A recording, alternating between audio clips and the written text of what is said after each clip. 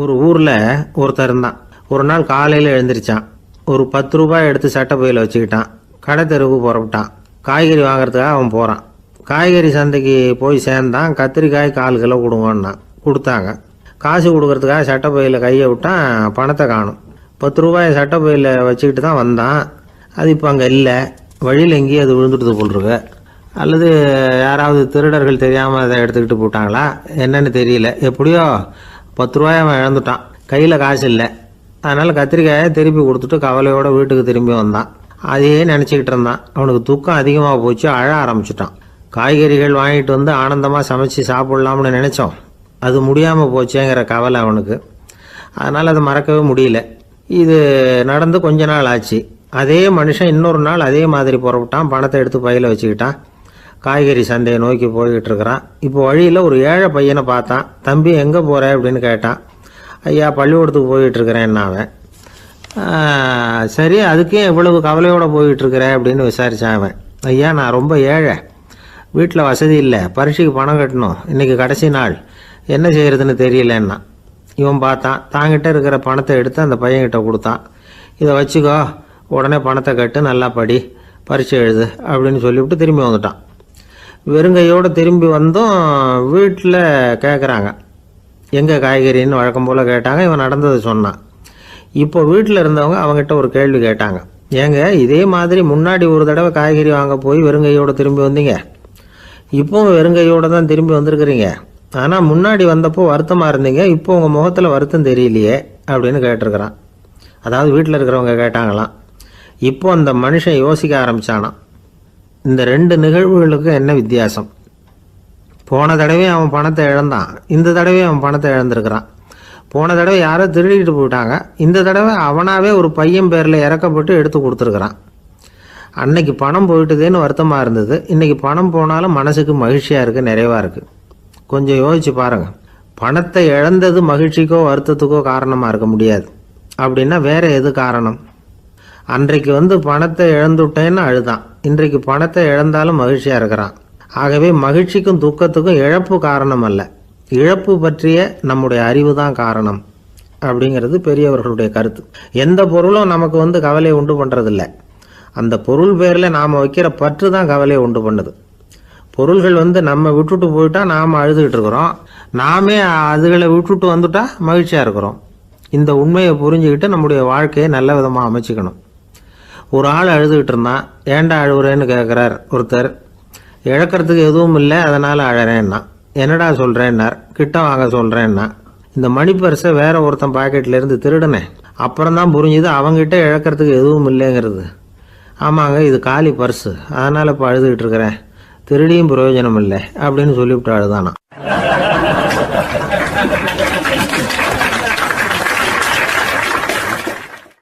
ஒரே ஒரு ஊர், அந்த ஊருக்கு பேர் கொடையாளிப்பட்டி. அந்த பேருக்கு தகுந்த மாதிரி தான் அந்த ஊர் மக்களும். யார் என்ன கேட்டாலும் இல்லைன்னு சொல்லாமல் கொடுப்பாங்க. கொடையாளிகள் நிறைந்த ஊர். இனாமா மட்டும் இல்லை, கடனாகவும் பணம் கொடுப்பாங்க. யாருக்காவது அவசரமாக பணம் தேவைப்பட்டதுன்னு வச்சுக்கோங்க, அந்த ஊருக்கு போய் வாங்கிக்கலாம். பத்திரம் தேவையில்லை, சாட்சி தேவையில்லை, ஜாமீன் தேவையில்லை, எந்த உத்தரவாதமும் கேட்காம பணம் கொடுத்துருவாங்க. நம்மளால் ஒருத்தனுக்கு பணம் தேவைப்பட்டது, சொந்த பந்தமெல்லாம் கேட்டு பார்த்தா யாரும் கொடுக்குற வழியாக தெரியல. எல்லாரும் அவங்கவுங்க சௌரியத்தை பார்க்குறவங்க, அடுத்தவங்க சௌரியத்தை பற்றி கவலைப்படாதவங்க. இவன் எல்லாரையும் கேட்டு பார்த்துட்டு சோர்ந்து போய் உக்காந்துட்டான். அந்த நேரம் தான் கொடையாளிப்பட்டியை பற்றி கேள்விப்பட்டான். அப்படி ஒரு ஊர் இருக்கிறது தெரிஞ்சதும் அந்த ஊருக்கு வழி கேட்டுக்கிட்டு ஒரு நாள் புறப்பட்டு போனான். வயல்காட்டு வழியாக போக வேண்டியிருந்தது. மெதுவாக நடந்து ஊர் எல்லைக்கு வந்துட்டான். 2 பக்கமும் விவசாய வேலைகள் மும்முரமாக நடந்துக்கிட்டு இருக்குது. ஏர் உழுதுகிட்டு இருக்கிறாங்க. அப்போ அங்கே ஒரு ஆளை பாம்பு கடிச்சுட்டுது. பக்கத்தில் வேலை செஞ்சுக்கிட்டு இருந்தவங்க ஓடி வந்தாங்க. அவசரமாக செய்ய வேண்டிய முதல் உதவியெல்லாம் செஞ்சு பார்த்தாங்க, பலன் இல்லை. அந்த ஆள் செத்து போட்டான். அவன் செத்து விட்டான்னு தெரிஞ்சதும் அவனை தூக்கி வரப்பு மேலே போட்டுட்டு எல்லாரும் அவங்கவுங்க வேலையை கவனிக்க ஆரம்பிச்சிட்டாங்க. அங்கே ஒரு ஆள் இவனை பார்த்து சொன்னான், ஐயா நீங்கள் போகிற வழியில் இவன் சொந்தக்காரன், இவனுக்கு சோறு கொண்டுகிட்டு வருவான், இவன் இங்கே செத்துட்டான்னு அவங்ககிட்ட சொல்லிவிடுங்க அப்படின்னா. இவனுக்கு ரொம்ப ஆச்சரியம். என்னடா இது, பாம்பு கடிச்சுட்டுதுன்னதும் பதறி அடிச்சுக்கிட்டு ஓடி வந்தாங்க, செத்துட்டான்னதும் பேசாமல் தூக்கி போட்டுட்டு போயிட்டாங்க அப்படின்னு நினச்சிக்கிட்டே நடந்து போகிறான். எதிரில் சோறு கொண்டுக்கிட்டு ஒரு ஆள் வந்தான். இவன் விவரத்தை சொன்னான். அங்கே உங்கள் சொந்தக்காரன் பாம்பு கடிச்சு செத்து போட்டான் அப்படின்னா. அவன் கொஞ்ச நேரம் அமைதியாக நின்னான். அதுக்கப்புறமா அங்கேயே வரப்பில் உட்காந்து கொண்டுகிட்டு வந்த சோத்தை தானே சாப்பிட்டு முடித்தான். பேசாமல் எழுந்திரிச்சு திரும்பி போயிட்டான். கொஞ்சம் கூட பதறல, அழலை. இப்படியும் ஒரு ஊரா அப்படின்னு நினச்சி ஆச்சரியப்பட்டுக்கிட்டே இவன் ஊருக்குள்ளே போனான். ஒரு பெரிய மனுஷனை பார்த்து பணம் கேட்டான். அவரும் இவனோட பேரையும் ஊரையும் மட்டும் விசாரிச்சுக்கிட்டு தேவையான பணத்தை கொடுத்துட்டார். பணத்தை வாங்கிட்ட பிறகு தன்னுடைய மனசை அரிச்சுக்கிட்டு இருந்த அந்த விஷயத்தை பற்றி கேட்டான். ஐயா, வழியில் ஒருத்தன் செத்துட்டான், அவனை அப்படியே தூக்கி வரப்பில் போட்டுட்டு எல்லாரும் வயல்வெளி வேலைகளை பார்த்துக்கிட்டு இருக்கிறாங்களே அப்படின்னா.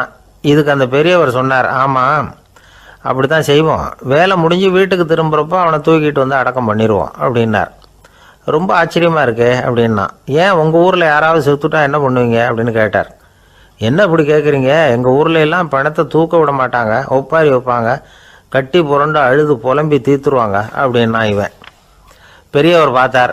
அவங்ககிட்ட கொடுத்த பணத்தை லபக்குன்னு பறிச்சுக்கிட்டார். திருப்பி வாங்கிட்டார். இவன் பதறி போய் நிற்கிறான். அவர் சொன்னார், பணத்தையே விட மாட்டேன்னு கட்டுப்பிடிச்சி அழுதா நான் கொடுத்த பணத்தை மட்டும் எப்படி திருப்பி கொடுக்க போகிறேன், போயிட்டு வா அப்படின்னு விரட்டி விட்டாரான். இந்த கதையை நண்பர் ஒருத்தர் சொன்னார். கதை வேடிக்கையாக தெரிஞ்சால் கூட இதில் கருத்து உண்டு. பணம் பிணம் இது ரெண்டையுமே விடுறதுக்கு அவ்வளவு சுலபமாக மனம் வர்றதில்லை. இந்த ரெண்டு விஷயங்கள்லேயும் அறிவார்ந்த செயல்பாடு தேவை. ஒரு பேருந்து மரத்தில் மோதி விட்டுது. எல்லாரும் அடிபட்டு முனைகிட்டு கிடக்கிறாங்க. டிரைவர், கண்டக்டர் இவங்களுக்கும் அடி. அவங்களும் ஒரு பக்கம் கிடக்கிறாங்க. ஒரு மூலையில் கிடக்கிற ஒருத்தன் மெதுவாக முக்கி முனகி கண்டக்டர்னு சத்தம் போடுறான். கண்டக்டர் மெதுவாக நகர்ந்து அவங்ககிட்ட போய் என்னன்னு விசாரிக்கிறார். அவன் ரொம்ப சிரமப்பட்டு வாயை திறந்து ஒரு 15 காசு சில்லற பாக்கி அப்படின்னானா.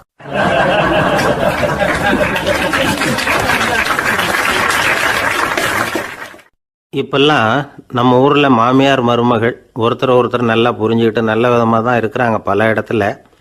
அதனால் நான் இப்போ சொல்ல போகிற கதையை கேட்டுவிட்டு இந்த காலத்தில் அவ்வளவு மோசமாக யார் சார் நடந்துக்கிறாங்க அப்படின்னு கேட்டு யாரும் சண்டைக்கு வரக்கூடாது. இன்னொரு உண்மையையும் சொல்லிவிடுறேன்.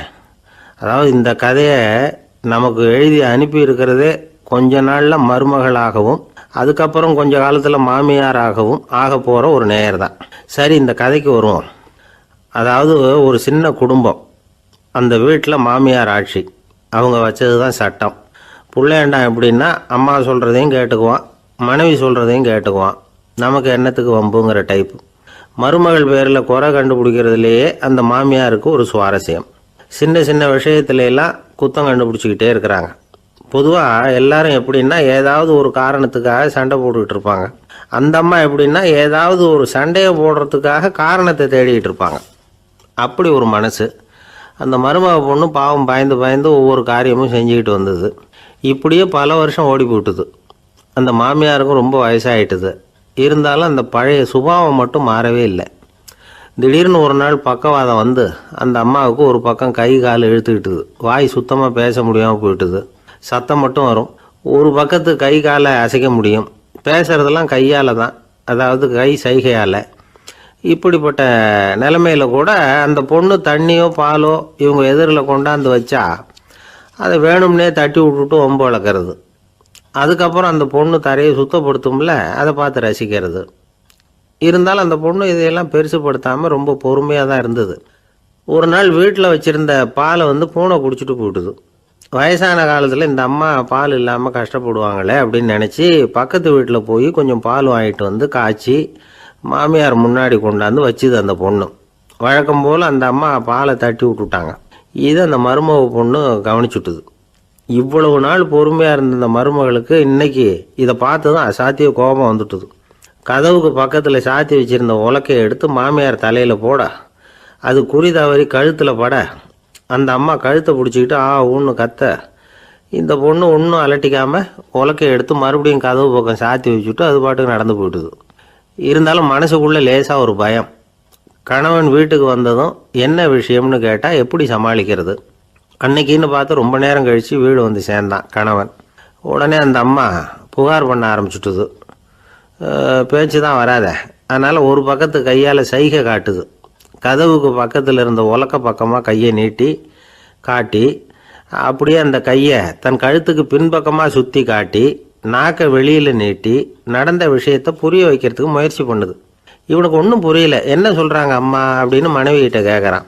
அதுக்கு அந்த பொண்ணு ரொம்ப புத்திசாலித்தனமா, என்னங்க உங்கள் அம்மா சொல்கிறது உங்களுக்கு இன்னும் புரியலையா? அவங்க உங்களை பார்த்து என்ன சொல்கிறாங்கன்னா, ஏன்டா உலக்க மாதிரி நிற்கிற, சாக போகிற எனக்கு சங்கிலி எதுக்கு, என் கழுத்தில் கிடக்கிற இந்த சங்கிலியை கழட்டி என் மருமக கழுத்தில் போடுறா அப்படின்னு சொல்கிறாங்க அப்படின்னு தான். ஓ அப்படியா விஷயம்னு சொல்லி அம்மா கழுத்தில் இருந்த சங்கிலியை எடுத்து மனைவி கழுத்தில் போட்டுட்டு, அம்மா உன் விருப்பப்படியே போட்டாச்சு, இனிமேலாவது நிம்மதியாக படுத்து தூங்கு அப்படின்னு சொல்லிவிட்டு உள்ளே போயிட்டான். பார்த்தீங்களா கதையை? அதனால தான் மாமியார்கள் சைகை காட்டுறதுன்னா கூட இனிமேல் ஜாக்கிரதையாக இருக்கணும்.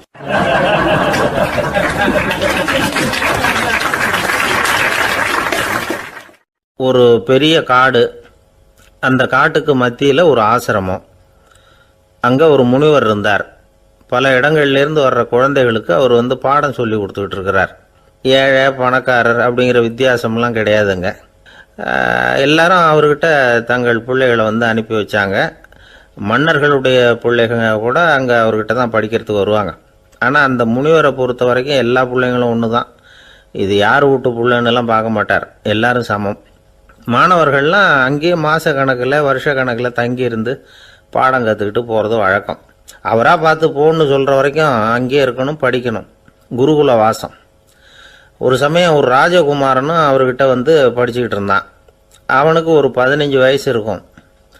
சில வருஷம் கழித்து அந்த முனிவர் தன்கிட்ட இருக்கிற மாணவர்களுக்கெல்லாம் பரீட்சை வச்சார். அவங்களுடைய அறிவு முதிர்ச்சியை கணிக்கிறதுக்காக பல சோதனைகள்லாம் வச்சார். ஒவ்வொருத்தராக பார்த்து, இனிமேல் நீங்கள் உங்கள் வீட்டுக்கு போகலாம் அப்படின்னு சொல்லி அனுப்பி வச்சுக்கிட்டு இருக்கிறார். எல்லாரும் போயிட்டாங்க. கடைசியாக மிஞ்சி இருந்தது ஒரே ஒரு மாணவன். அவனை மட்டும் வீட்டுக்கு அனுப்பல. யார் அந்த பையன் தெரியுமா? அவன்தான் அந்த ராஜகுமாரன். ராஜகுமாரனுடைய தந்தைக்கு, அதுதான் அந்த ராஜாவுக்கு, அங்கே வயசு ஏறிக்கிட்டே போகுது. என்ன இது படிக்க போன பையன் இன்னும் திரும்பி வரலையே அப்படின்னு நினச்சார். வந்துட்டா சீக்கிரமாக அவனுக்கு பட்டம் கட்டிவிட்டு நாம் விலகிக்கலாமே அப்படின்னு நினச்சார். கல்யாணம் வேறு பண்ணி பார்க்கணும் பையனுக்கு.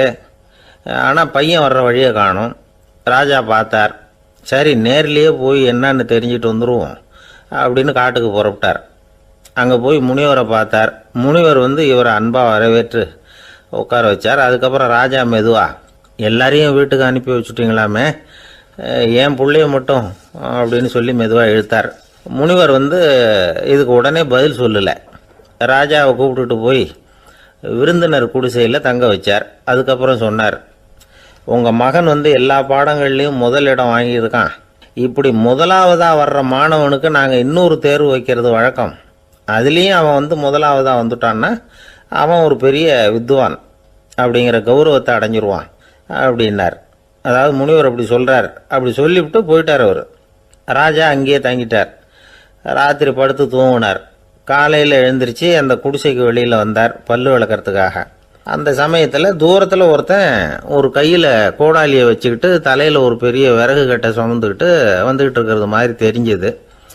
யாராவது விறகு வெட்டியாக இருக்கும் அப்படின்னு நினச்சார் ராஜா. கிட்ட வந்ததும் உத்து பார்க்குறாரு. பார்த்தா அது தன்னோட புள்ள. திகைச்சு போயிட்டார். என்ன இது, ஒரு ராஜகுமாரனை கூட இது மாதிரி வேலையெல்லாம் செய்ய சொல்கிறாங்களே அப்படின்னு நினச்சார். ராஜகுமாரன் விறகு கட்டை கொண்டுகிட்டு போய் கொல்லை பக்கம் வச்சான். அந்த சமயம் முனிவர் அங்கே வந்தார். என்ன மகனே, விறகு வெட்டிட்டு வந்துட்டியா? சரி, இப்போ ஒரு துடைப்பத்தை எடுத்துக்கோ, விருந்தினர் குடிசையின் வாசல் பக்கத்தை கூட்டி பெருக்கி சுத்தம் பண்ணு போ அப்படின்னார். அப்படியே செய்கிறேன் குருவே அப்படின்னு சொல்லிவிட்டு போனான். சுத்தம் பண்ண ஆரம்பிச்சிட்டான். ராஜா பார்த்தார் இதை. உடனே ஓடியாந்தார். மகனே, என்ன காரியம் பண்ணுற, துடைப்பத்தை கீழே போடுனார். இப்போ அந்த ராஜகுமாரன் சொல்கிறான், தந்தையே, இது என்னுடைய குருதேவரோட உத்தரவு. இங்கே நான் ஒரு மாணவன். இங்கே அரசனும் ஒன்று தான், ஆண்டியும் ஒன்று தான். குருதேவர் சொல்கிறத மறுக்காமல் செய்கிறது தான் எங்கள் கடமை அப்படின்னா. இந்த சமயம் முனிவர் அங்கே வந்தார். இவனை முதுகில் தட்டி கொடுத்தார்.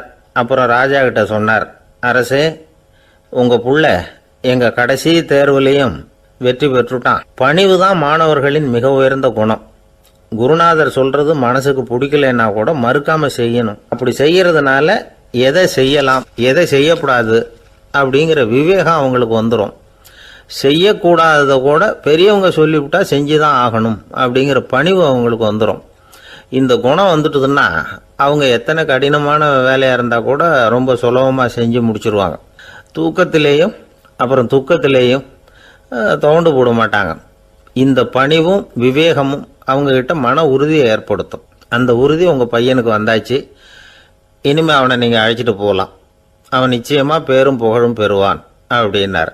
ராஜா அவரை பார்த்து, குருதேவா புரிஞ்சுக்கிட்டேன், என்னை மன்னிக்கணும் அப்படின்னாரு.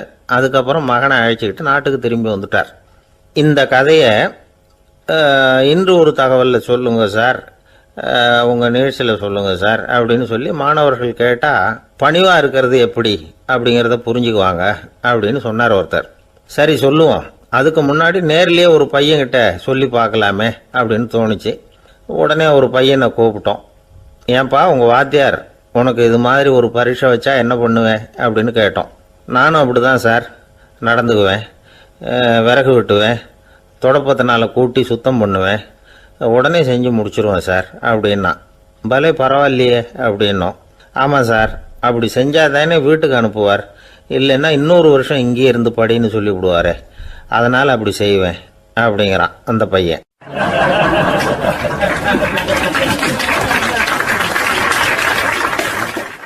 இந்த உலகத்தில் உண்மையாகவே வேதாந்தம் பேசுகிறவங்களும் உண்டு, உள்ளுக்குள்ளே வேற மாதிரி இருந்துக்கிட்டு வெளியில் வேதாந்தம் பேசுகிறவங்களும் உண்டு. ஒரு ஆள் இருந்தார். அவரும் ஒரு கடை வச்சு வியாபாரம் பண்ணிக்கிட்டு இருந்தார்.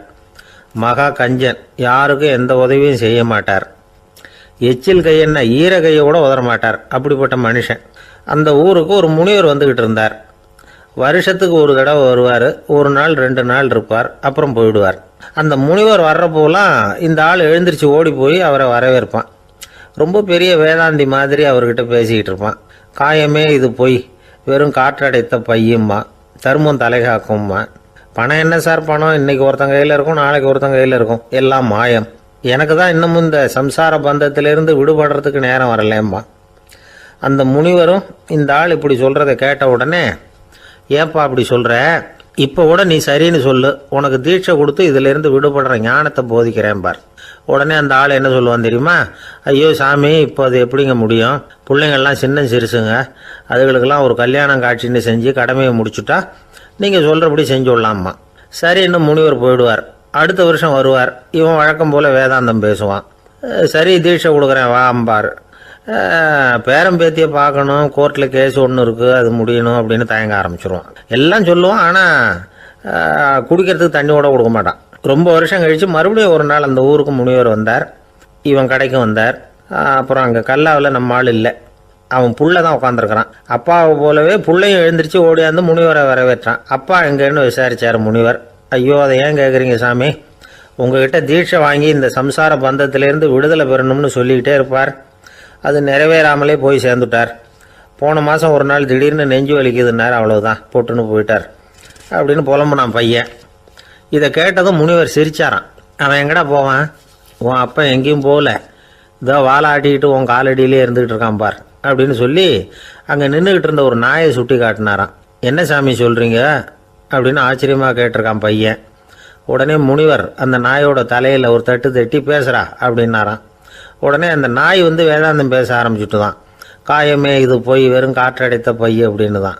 முனிவர் சொன்னார், அடே இப்போவும் ஒன்றும் கெட்டு போகல, நீ விரும்புனா சொல்லு, உனக்கு தீட்சை கொடுத்து என் பின்னாடியே அழைச்சிட்டு போயிடுறேன், அங்கே அழைச்சிட்டு போய் உனக்கு ஞானத்தை போதிக்கிறேன், வர்றியா அப்படின்னு கேட்டிருக்கார். உடனே அந்த நாய் சொல்லிச்சான், ஐயோ அதை ஏன் கேட்குறீங்க சாமி, நான் உண்ணாமல் தின்னாமல் ஏராளமான சொத்து சேர்த்து வச்சுட்டேன்.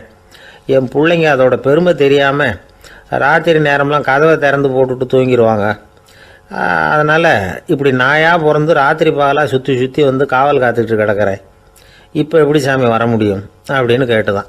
அறியாமையிலேயே சுகம் கண்டு இப்படி இருக்கிற ஆளுங்களுக்கு எப்படி விடுதலை கிடைக்கும், எப்போ விடுதலை கிடைக்கும் அப்படின்னு கேட்குறார் தசாவதானி, திருக்குறள் பேர் ராமையா. அவர் கேட்குறது நியாயம் தானே. இந்த காலத்து பையன் ஒருத்தன் அப்பா கிட்ட சொன்னான், அப்பா இன்றைக்கி நான் 1 ரூபா மிச்சப்படுத்தி விட்டேன் அப்படின்னு. நானும் அப்படியா என்னடா பண்ணேன்னு கேட்டிருக்கார் அப்பா. டவுன் பஸ்ஸில் ஏறாமல் அது பின்னாடியே ஓடியாந்தேன், 1 ரூபா மிச்சம் தானே அப்படின்றான். அட பாவி, ஒரு ஆட்டோ பின்னாடி ஓடியாந்துருந்தா 10 ரூபா மிச்சமாயிருக்குமே, வேஸ்ட் பண்ணிட்டியே அப்படின்னாரான் அந்த அப்பா.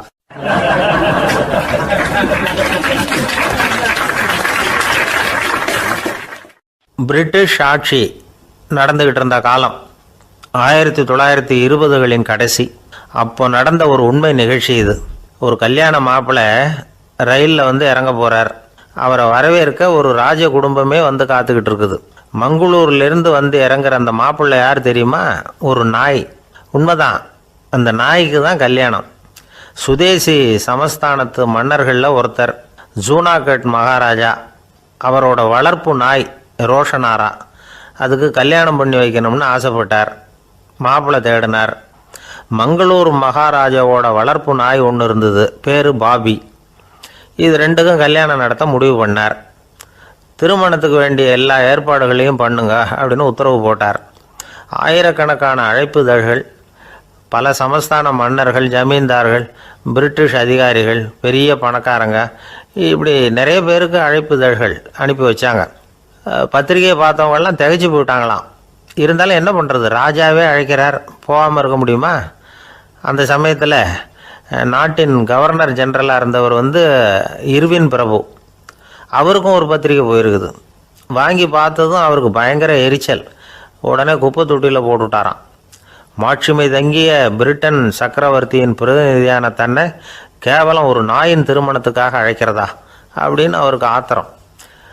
இருந்தாலும் கல்யாணம் பிரமாதமாக நடந்துதான். கல்யாணத்தன்னைக்கு பொண்ணுக்கு ஸ்பெஷல் குளியல், தண்ணீருக்கு பதிலாக வாசனை திரவியங்கள், பன்னீர், குளித்ததுக்கு அப்புறம் அலங்காரம், வைர மாலை, முத்து மாலை, ஏகப்பட்ட அலங்காரம். மாப்பிள்ளையை அழைக்கிறதுக்கு ரயில்வே ஸ்டேஷனில் ராஜ குடும்பமே காத்துக்கிட்டு இருக்குது. அவங்களோட வளர்ப்பு நாய்கள் 250. அத்தனை நாய்களுக்கும் பட்டு துணி போத்தி இருக்குது. முத்து வடங்கள் அணிவிச்சிருக்கிறாங்க. எல்லாம் ராஜ நாய்கள். அதுகளையும் வீதியில் நடக்க விடலையாம். அதுகளை சுமந்துக்கிட்டு போக அலங்கரிக்கப்பட்ட யானைகள் காத்துக்கிட்டு இருக்குதான். மாப்பிள்ளைக்கு வரவேற்பு எப்படி தெரியுமா? அது நடந்து வர்ற பாதை பூரா ரத்தன கம்பளம் விரிச்சிருக்குது. 2 பக்கமும் ராஜாங்க அதிகாரிகள் கைகட்டி நிற்கிறாங்க. அரசு படை வீரர்கள் அணிவகுப்பு மரியாதை செலுத்துகிறாங்க. அந்த நாய் ராஜ மரியாதையோடு நடந்து வருது. நகையெல்லாம் போட்டுக்கிட்டு வருது. திருமண மண்டபத்துக்கு சேருது. அங்கே கல்யாணம் அமோகமாக நடக்குது. இந்த திருமணத்தை முன்னிட்டு அந்த ஜூனாகட் சமஸ்தானத்துக்கு 3 நாள் விடுமுறை வேறு. கல்யாணத்துக்கு வந்திருந்தவங்களுக்கெல்லாம் ஏக தடபுடலாக விருந்து, நாட்டியம் எல்லாம் பிரமாதமாக நடந்து தான். இந்த கல்யாணத்தில் கலந்துக்க வந்திருந்த மற்ற சமஸ்தானத்து மன்னர்கள், தீவான்கள், அரச குடும்பத்தினர், இப்படி அவங்க 700 பேராம். அவங்க போகிறதுக்காக விசேஷ ரயில்கள்லாம் வேற விட்டுருக்காங்க. கல்யாணம் முடிஞ்சதும் அந்த நாய் தம்பதிகளோட பெரிய பெரிய மன்னர்கள்லாம் ஒன்றா உட்காந்து சாப்பிட்டாங்களாம். ஏர் கண்டிஷன் அறையில் அந்த தம்பதிகள் கொஞ்ச காலம் வாழ்ந்துருக்கிறாங்க. கொஞ்ச நாளில் மாப்பிள்ளைக்கு மரியாதை குறைய ஆரம்பிச்சுட்டுது. வெளியில் துரத்தி விட்டாங்களாம். அந்த பெண் நாய் மட்டும் ராஜ போகங்களை அனுபவித்து வந்து தான். இந்த கல்யாணத்தை பார்த்துட்டு தொடர்ந்து மற்ற சமஸ்தானத்து மன்னர்களும் நாய் திருமணங்கள் நடத்த ஆரம்பிச்சுட்டாங்களாம். இது உண்மையில் நடந்திருக்குது. இப்படி அது இருக்கட்டும். இப்போ நம்ம கதைக்கு வருவோம். ஒரு ராஜாவுக்கு ரொம்ப நாள் கழித்து ஒரு குழந்தை பிறந்து தான். அரண்மனை ஜோசியரை கூப்பிட்ருக்கார் ராஜா. ஜோசியரே, என் மகன் வருங்காலத்தில் சிறந்த வாழ் வீரனாக வரணும்னு ஆசைப்படுறேன், வருவானாங்கிறத கொஞ்சம் பார்த்து சொல்லுங்களேன் அப்படின்னாராம். ஜோசியர் சொன்னார், மன்னா, உங்கள் புள்ள வாழ் வீரனாக வர்றது கஷ்டம். ஆனால் அவரும் உங்களை மாதிரியே நாய்க்குட்டிகள் பேரில் பிரியமாக இருப்பார், அதுகளுக்கு கல்யாணமும் பண்ணி வைப்பார் அப்படின்னாராம். அது எப்படி கண்டுபிடிச்சிங்க அப்படின்னு கேட்டிருக்கார் ராஜா. அரசே, உங்கள் பிள்ளைக்கு வாழ் மேலே உள்ள பிரியத்தை காட்டிலும் நாய் மேலே உள்ள பிரியம் அதிகங்கிறதுக்கான அறிகுறி இப்போவே தெரியுது. நல்லா கவனித்து பாருங்கள். அவர் வாழ்னு கத்துறாரு அப்படின்னாரு. கவனித்து பார்த்துட்டு அப்படி எனக்கு காதில் விழலையே அப்படின்னாராம் மன்னர். அதனால தான் சொன்னேன், அவர் கத்துறது வாழ்னு கத்தலை, வள்ளுன்னு கத்திக்கிட்டு இருக்கார், அதனால தான் அப்படி சொன்னேன் அப்படின்னாராம் அரண்மனை ஜோசியர்.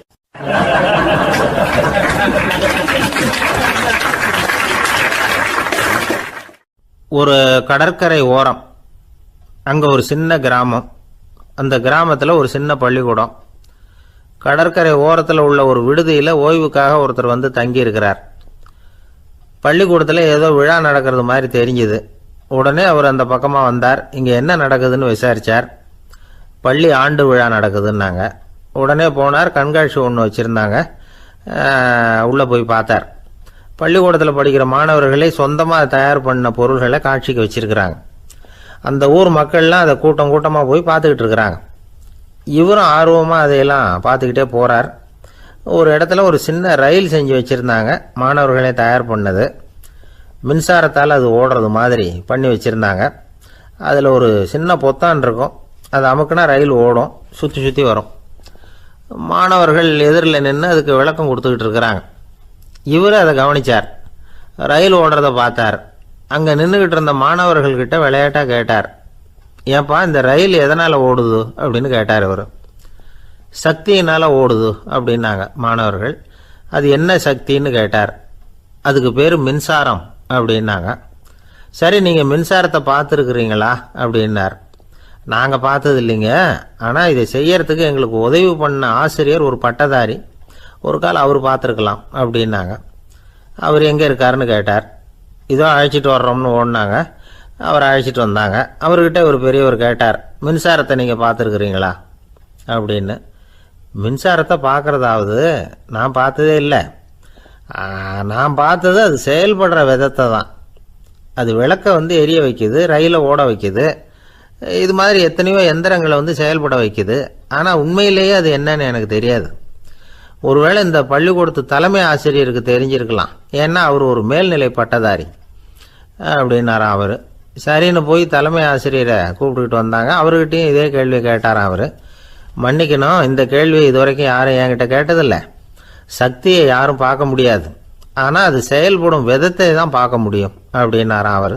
இப்போ இதுவரைக்கும் கேட்டுக்கிட்டு இருந்த பெரியவர் சிரித்தார். சிரிச்சுட்டு சொன்னாராம், சரி அதுக்காக ஒன்றும் கவலைப்படாதீங்க, என்னுடைய பெயர் தாமஸ் ஆல்வா எடிசன் அப்படின்னாராம். இதை கேட்டதும் அங்கே இருந்தவங்களுக்கெல்லாம் அதிர்ச்சி, ஆச்சரியம். என்னது, நீங்கள் தானே எடிசன்? நீங்கள் எவ்வளவு மின்சார கருவிகளை உண்டாக்கி இருக்கிறீங்க, நீங்களா இந்த கேள்வியை கேட்டது அப்படின்னாங்களாம். ஆமாம், நான் தான் கேட்குறேன், ஏன்னா நானே மின்சாரத்தை பார்த்தது கிடையாது அப்படின்னாராம் அவர். அன்புங்கிறது இப்படிப்பட்டது தாங்கிறார் ஓஷோ. அன்புங்கிறது நம்ம உடற்கூறு அமைப்பில் இல்லை, அது நம்ம உடம்புல உள்ள சுத்த சக்தியின் வெளிப்பாடு. அதை உணரத்தான் முடியுமே தவிர பார்க்க முடியாது. அன்பே உன்னை நான் என் இருதயத்தில் வச்சிருக்கிறேன் அப்படின்னுலாம் சொல்லுவான். இதெல்லாம் சும்மா. இது டாக்டர்கள் சொல்கிற இருதயம் கிடையாது. அது ரத்தத்தை தள்ளுகிற ஒரு கருவி, அவ்வளவுதான். ஞானிகள் சொல்லுகிற இதயம் வேற, அது கண்ணுக்கு புலப்படாத ஒரு சக்தி. என்னுடைய இதயம் ரொம்ப விசாலமானது சார் அப்படின்னார் ஒருத்தர். அப்படிங்களான்னு ரொம்ப மரியாதையா, ஆமாங்க டாக்டர் அப்படி தான் சொல்கிறார், கொஞ்சம் வீங்கி போய் பெருசாக இருக்குதான் அப்படின்னார்.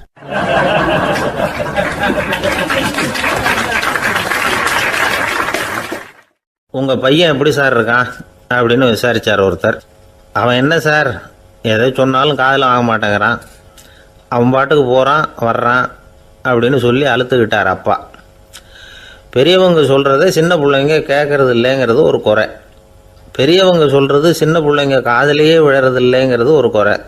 இது கொஞ்சம் சீரியஸான விஷயம், கவனித்து பார்க்கணும். ஒரு குழந்தைக்கு காது சரியாக கேட்குதா இல்லையா அப்படிங்கிறத நாம் தான் கவனித்து பார்த்து கண்டுபிடிக்கணும்.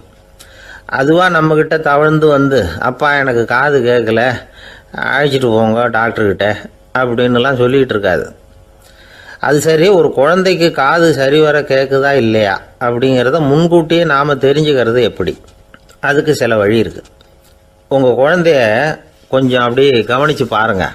அடிக்கடி ஜலதோஷம், காதில் அரிப்பு ஏற்படுதா, மூக்கு விரிவாகவும், அப்புறம் டான்சில், அடினாய்டு, சத அழற்சி, இது மாதிரி ஏதாவது இருக்கா, வாயிலிருந்து எச்சில் ஒழுகுதா, குழந்தை வாயினால் சுவாசிக்குதா, பற்கள் முன்னாடி தள்ளி வளருதா, இதெல்லாம் அதுக்கு அறிகுறி.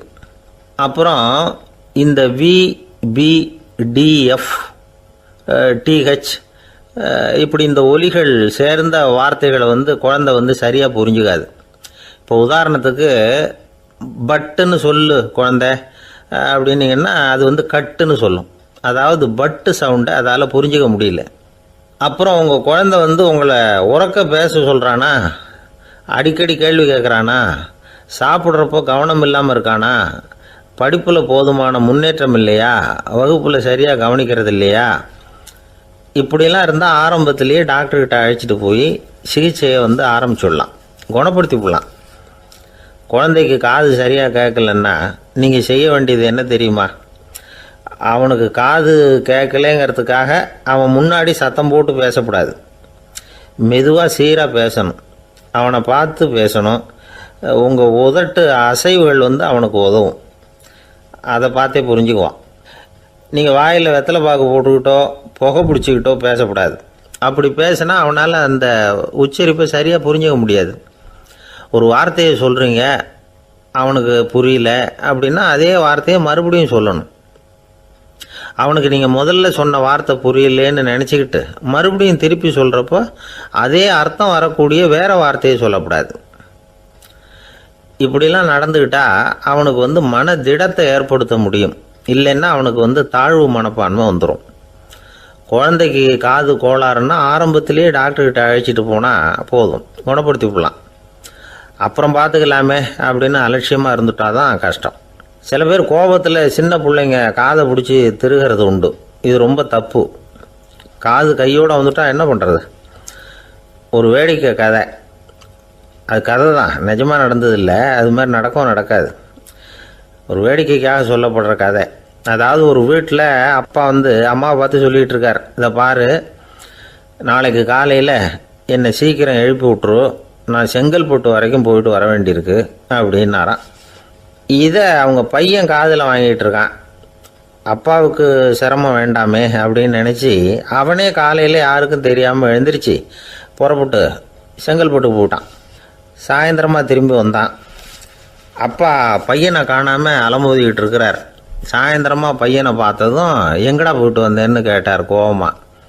செங்கல்பட்டுக்கு போயிட்டு வந்தேப்பா, நீ வேணா அலைய வேண்டாமேன்னு அப்படின்னா.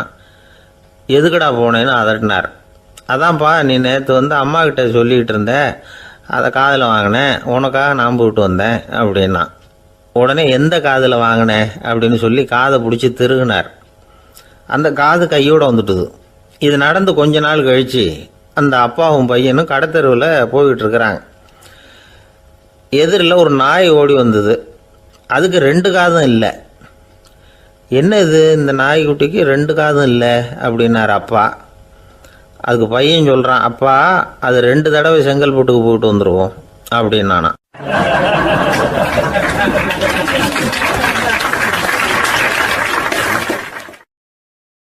ஒரே ஒரு ஊரில் ஒரு அம்மா இருந்தாங்க. அந்த அம்மாவுக்கு ஒரே ஒரு பிள்ளையாண்டான். அவனுக்கு ரொம்ப அக்கறையோடு கல்யாணம் பண்ணி வச்சாங்க. கல்யாணம் முடிஞ்சதும் மருமக பொண்ணு வீட்டுக்கு சேர்ந்தது. அப்பாடா, என் கடமை முடிஞ்சது, இனிமேல் அக்கடான்னு எங்கேயாவது ஒரு மூலையில் படுத்து கிடக்கலாம் அப்படின்னு நினச்சாங்க அந்த அம்மா. ஆனால் நினைக்கிறபடி எங்கே நடக்குது? அதுக்கப்புறம் தான் பிரச்சனையே ஆரம்பமாச்சு. மருமகள் குணம் சரியில்லை, ஒரு மாதிரி. அந்த பொண்ணு வீட்டுக்கு வந்ததுமே முதல் வேலையாக மாமியாரை பார்த்து, அதுதான் நான் வந்துட்டேன்ல, இனிமேல் உங்களுக்கு என்ன வேலைங்க, புறப்பட வேண்டியது தானே, காசி ராமேஸ்வரம்னு எங்கேயாவது போங்கோ அப்படின்னுட்டு தான். மாமியார் பார்த்தாங்க, கொஞ்சம் யோசனை பண்ணாங்க. இந்த பாருமா, நீ இப்படி சொல்கிறதுக்கு முன்னாடியே வீட்டை விட்டு புறப்படணுங்கிற முடிவுக்கு நான் வந்துட்டேன். வீட்டை மட்டும் இல்லை, இந்த உலகத்தை விட்டே கூட போகிறதுக்கு தயாராக இருக்கிறேன். ஆனால் ஒரே ஒரு விஷயத்துக்காக என் உயிரை கையில் பிடிச்சிக்கிட்டு இருக்கிறேன் அப்படின்னாங்களாம். என்ன விஷயம்னு கேட்டது இந்த மருமக பொண்ணு. வேறு ஒன்றும் இல்லை, என் பிள்ளைக்கு கல்யாணம் பண்ணி வச்சுட்டேன். ஒரு பேர புள்ள பிறந்து அதை என் கண்ணால் பார்த்துட்டேன்னா நான் எங்கே வேணும்னாலும் போகிறதுக்கு தயாராக இருக்கிறேன் அப்படின்னாங்களாம் அந்த மாமியார். மாமியார் இப்படி சொல்கிறதுலேயும் நியாயம் இருக்கிறதாக பட்டுது அந்த பொண்ணுக்கு. சரி, அப்படியே இருந்து பார்த்துட்டு போகலாம் அப்படின்னு அனுமதி கொடுத்தது. கொஞ்ச காலத்தில் ஒரு பேரன் பிறந்தான். அந்த அம்மாவும் பேரனை கண்ணால் பார்த்துட்டாங்க. சரி, பேரனை பார்த்தாச்சுல்ல, இனிமேல் புறப்பட வேண்டியது தானே அப்படின்னது மருமக பொண்ணு. மாமியார் பார்த்தாங்க, நீ சொல்கிறது சரிதாம்மா, அதில் ஒன்றும் தப்பு இல்லை. என்னோட பேரன் உங்களை அம்மா அப்பான்னு கூப்பிட்றதை என் காது குளிர கேட்டுட்டு போயிடுறேனே அப்படின்னாங்களாம். சரி, அந்த ஆசையை நிறைவேறட்டும் அப்படின்னு காத்துக்கிட்டு இருந்தாங்க. பேரன் வளர்ந்தான், நடந்தான், பள்ளிக்கூடம் போனால் பெரியவனானா. மருமக பொண்ணு மறுபடியும் மாமியாரை விரட்ட ஆரம்பிச்சுட்டுது, இன்னும் புறப்புள்ளியான்னு. இதை பாருமா, இது வரைக்கும் இருந்துட்டேன். பேரனோட கல்யாணத்தையும் கண்ணால் பார்த்தா தான் இந்த கட்டை வேகும் போல் இருக்குது அப்படின்னு சொல்லி ஒரு மாதிரியாக பேச ஆரம்பித்தாங்க. இதுவும் நியாயமான ஆசையாக தான் படுது அப்படின்னு அது யோசிச்சிருக்கு அந்த பொண்ணு. சரின்னு அதுக்கும் ஒத்துக்கிட்டது. உடனே பேரனுடைய கல்யாணமும் முடிஞ்சது ஒரு வழியாக. இனிமேல் ஒரு நொடி கூட இங்கே இருக்கக்கூடாது, புறப்படுங்க அப்படின்னு மாமியாரை விரட்டிச்சான் அந்த பொண்ணு. இப்போ அந்த மாமியார் தன்னோட மருமகளை பார்த்து சொல்கிறாங்க, இதோ கிளம்பிட்டேம்மா, என் மூட்டை முடிச்செல்லாம் கட்டிக்கிட்டேன், புறப்பட்டுவிட்டேன். அப்படியே நீயும் உன் துணிமணிகளை மூட்டை கட்டிக்கிட்டு கிளம்பிடும் என்னோட சேர்ந்து, 2 பேருமா சேர்ந்து போயிடலாம் அப்படின்னாங்களாம். அந்த பொண்ணு முழிக்குது. முழிக்காதே, உனக்கும் ஒரு மருமக வந்துட்டா, இனிமேல் நீயும் ஒரு மாமியார் தானே, உனக்கும் இனிமேல் இங்கே வேலை இல்லை, புறப்படு அப்படின்னாங்களாம். அப்போ தான் அந்த பொண்ணு சிந்திக்க ஆரம்பிச்சுதான், தன்னோட தவறு புரிஞ்சுதான். இந்த தகவலை கேட்டுக்கிட்டு இருக்கிற மருமகள்லாம் இதை பற்றி கொஞ்சம் யோசித்து பார்க்கணுங்கிறதுக்காகத்தான் இதை சொல்கிறோம் மாமியார்கள் சார்பாக. கொஞ்ச நாளைக்கு முன்னாடி ஒரு பொண்ணை பார்த்து பேசுகிற சந்தர்ப்பம் கிடைச்சிது ஒரு கல்யாண வீட்டில். அந்த பொண்ணு சொல்லிச்சு, சார் எனக்கு கல்யாணம் ஆகி 15 வருஷம் ஆகுது, நான் மாமியார்கிட்ட சண்டை போட்டதே இல்லை அப்படின்னு ரொம்ப அடக்கமாக சொல்லிச்சு. அது எப்படிம்மா சாத்தியமாச்சுன்னு கேட்டோம்.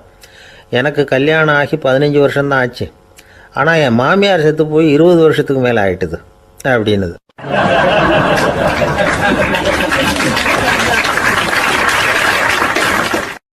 ஒரு அப்பாவுக்கு 2 பிள்ளைங்க. மூத்தவன் ரொம்ப அடக்கம், அப்பா எது சொன்னாலும் கேட்பான், பெரியவங்களுக்கு கீழ்ப்படிஞ்சு நடப்பான். இளையவன் அப்படி இல்லை, தான் நினச்சதை தான் சொல்லுவான், செய்வான். அடுத்தவங்க சொல்கிறத கேட்க மாட்டான், அடங்கி நடக்க மாட்டான். இந்த 2 பேரில் யாரை உங்களுக்கு பிடிக்கும்? பெரியவனை தான் பிடிக்கும், ஏன்னா அவன் தான் சொல்கிற பேச்சை கேட்குறவன் அப்படின்னு சொல்லுவீங்க. ஆனால் ஒரு ஞானி என்ன சொல்கிறார் தெரியுமா? ஒரு குழந்தை அதன் அறிவுக்காக மதிக்கப்பட வேண்டுமே தவிர அதனுடைய கீழ்ப்படியும் தன்மைக்காக அல்ல அப்படிங்கிறார். நம்ம குழந்தைகளை சுயமாக சிந்திக்கிறதுக்கு நாம் விடுறதில்ல, மற்றவங்களை பார்த்து காப்பி அடிக்கிறதுக்கு தான் நாம் அவங்களுக்கு கற்றுக் கொடுக்குறோம். புகழ்பெற்ற மனிதர்கள் சிலருடைய பேரை சொல்லி நீயும் அவர் மாதிரி ஆகணும், இவர் மாதிரி ஆகணும் அப்படின்னு சொல்லிகிட்டே இருக்கிறோம். குழந்தைகள் தங்களுடைய தனித்தன்மையை வளர்த்துக்கிறதுக்கு நாம் தடையாக இருக்கிறோம். ஒரு குழந்தைகிட்ட அனாவசியமாக நம்பிக்கையை வளர்த்துடக்கூடாது, எந்த கோட்பாட்டையும் திணிக்கக்கூடாது. நாம் ஏற்கனவே அர்த்தமில்லாத கருத்துக்களையும் கொள்கைகளையும் மனசில் போட்டு நிரப்பி வச்சுருக்கிறோம். இந்த உலகத்துக்கு புதுசாக சேர்ந்திருக்கிற ஒரு குழந்தையின் தூய்மையான மனசில் நம்ம கருத்துக்களை அறிமுகம் செய்ய அல்லது திணிக்கிறதுக்கு நமக்கு எந்த அதிகாரமும் கிடையாது. ஒரு குழந்தைய நீ இந்த மதத்தை சேர்ந்தவன் அப்படின்னு பிறந்ததுமே ஒரு முத்திரை குத்தி போடுறோம். இது அதோட சுதந்திரத்தை ஆரம்பத்திலேயே கிள்ளி எறிகிறது மாதிரி தான். நீங்கள் ஒரு மதத்தின் வழிமுறைகளை கடைப்பிடிச்சிக்கிட்டு வர்றீங்க, அந்த வழியில் போய்கிட்டு இருக்கிறீங்க, சரி, அதனால் போகிறீங்க. அதுக்காக உங்கள் குழந்தையையும் அதே வழியில் தான் வரணும் அப்படின்னு கட்டாயப்படுத்துறதுக்கு உங்களுக்கு என்ன உரிமை இருக்குது? அந்த குழந்தை சுயமாக சிந்திச்சு ஒரு முடிவுக்கு வரட்டுமே, அதுக்கு நீங்கள் ஏன் தடையாக இருக்கிறீங்க? நமக்கு உண்மையிலேயே நம்ம குழந்தை மேலே அன்பு இருந்தால் இது மாதிரி திணிப்பு வேலைகளை செய்யக்கூடாது. திணிப்பு வேலைகளிலிருந்து குழந்தைகளை காப்பாற்றினா போதும், அதுதான் ரொம்ப முக்கியம். அடுத்த தலைமுறை அற்புதமான தலைமுறையாக உருவாகும். நாம் தான் சாதி மத சங்கடங்களில் மாட்டிக்கிட்டு தவிக்கிறோம். அவங்களாவது சாதி மத வேறுபாடு இல்லாத சமுதாயத்தை பார்க்கட்டுமே, அந்த சௌகரியங்களை அனுபவிக்கட்டுமே. அதுக்கு நாம் என்ன செய்யணும்னா ஒன்றும் செய்யாமல் இருந்தால் போதும். ஒரு குழந்தைகிட்ட நம்ம கருத்தை திணிக்கும் பொழுது என்ன ஆகுது தெரியுமா? அது அவனை அவங்ககிட்ட இருந்தே அப்புறப்படுத்தி விடுது, அவனுடைய தனித்தன்மையை அழிச்சுடுது, அவனை ஒரு எல்லைக்குள்ளே திணிச்சுடுது. இதெல்லாம் அன்புங்கிற பேரால் பெற்றோர்கள் செய்கிற தப்பு. இதெல்லாம் கேட்டுக்கிட்டு இந்த காலத்தில் அப்பா ஒருத்தர் சொன்னார், நான் கருத்துக்களை எல்லாம் என் பையன்கிட்ட திணிக்கிறது இல்லைங்க, ஆனால் அதிகமாக சாப்பிட சொல்லி கட்டாயப்படுத்துவேன் அப்படின்னார். உங்கள் வீட்டு சமையல் அவ்வளவு நல்லா இருக்குமான்னு கேட்டாங்க. நல்லா இருந்தால் நான் ஏன் அவனை சாப்பிட சொல்லி கட்டாயப்படுத்த போகிறேன் அப்படின்னார்.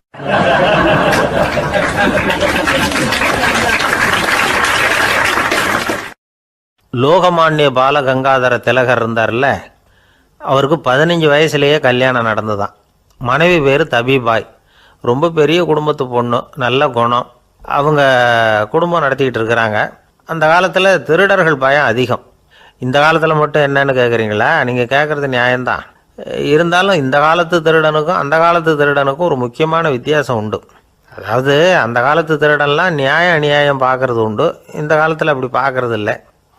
அந்த காலத்தில் திருட வர்றவங்கள்ட்ட கூட ஒரு தார்மீக உணர்வு உண்டாம். அதாவது அப்போ உள்ள கொள்ளைக்காரங்க எதை களவாடினாலும் சரி, அரிசியை மட்டும் களவாடுறது இல்லையா, அப்படி ஒரு கொள்கை. அதனால் பாருங்கள், அந்த காலத்து பெண்கள் நகை நட்டுகளை பத்திரமா வைக்கணும்னா பெட்டியில் வைக்கிறது இல்லை, அரிசி பானையில் போட்டு வச்சு விடுறது. இப்போல்லாம் பேங்க்கில் வந்து சேஃப்டி லாக்கர்னு இருக்குல்ல, அது மாதிரி அந்த காலத்தில் வந்து சேஃப்டி லாக்கருங்கிறது அரிசி பானை. இந்த வளையல், மூக்குத்தி, தோடு இப்படி எதுவாக இருந்தாலும் அதில் போட்டு பத்திரமா வச்சுருவாங்க. திருடன் வந்து அரிசி பானை பக்கம் போகிறதில்ல. ஏன்னா சாப்பிட்ற விஷயத்தில் கை வைக்கக்கூடாது, அது பாவம் அப்படின்னு அவன் நினைக்கிறான். திலகரோட மனைவி தபீபாயும் அதே மாதிரி தன்னுடைய ஆபரணங்களை ஒரு அரிசி பானைக்குள்ளே போட்டு மூடி வச்சுருந்தாங்களாம். இப்படி இருந்தப்போ ஒரு நாள் ஒரு பிச்சைக்கார பொண்ணு வீடு வீடாக பிச்சை கேட்டுக்கிட்டே வந்திருக்குது.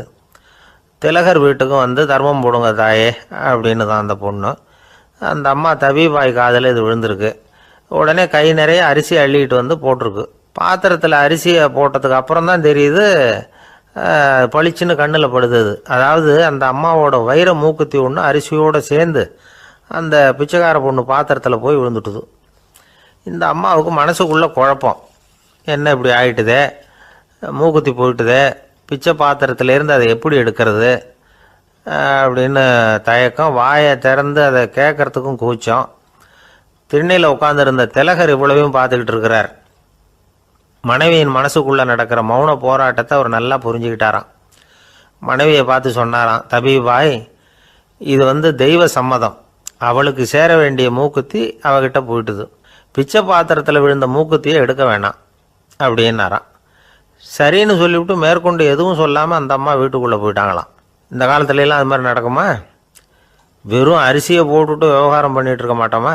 ஒரு பெரிய மனுஷன் வீட்டுக்கு ஒரு பிச்சைக்காரன் வந்தான்.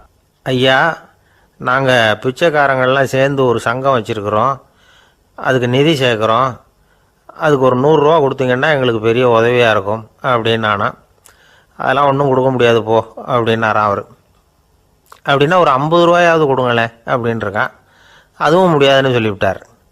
25 ரூபா அப்படின்ட்டுருக்கான். எதுவும் முடியாது அப்படின்னாரான். சரிங்க, இவ்வளவு பெரிய வீட்டுக்கு வந்துட்டு வெறுங்கையோடு திரும்புறது நல்லா இருக்காது, அதனால் சும்மா ஒரு 1 ரூபா மட்டுமாவது கொடுங்க அப்படின்ட்டுருக்கான் அவன். ஒரு பைசா கூட என்கிட்ட கிடையாது அப்படின்னு விட்டாரான் இவர். அப்படின்னா நீங்கள் ஒரு காரியம் பண்ணுங்களேன் அப்படின்னானா அவன். என்ன செய்யணும் அப்படின்ட்டுருக்கார். எங்கள் சங்கத்தில் நீங்களும் ஒரு மெம்பராக சேர்ந்துருங்க அப்படின்னானா.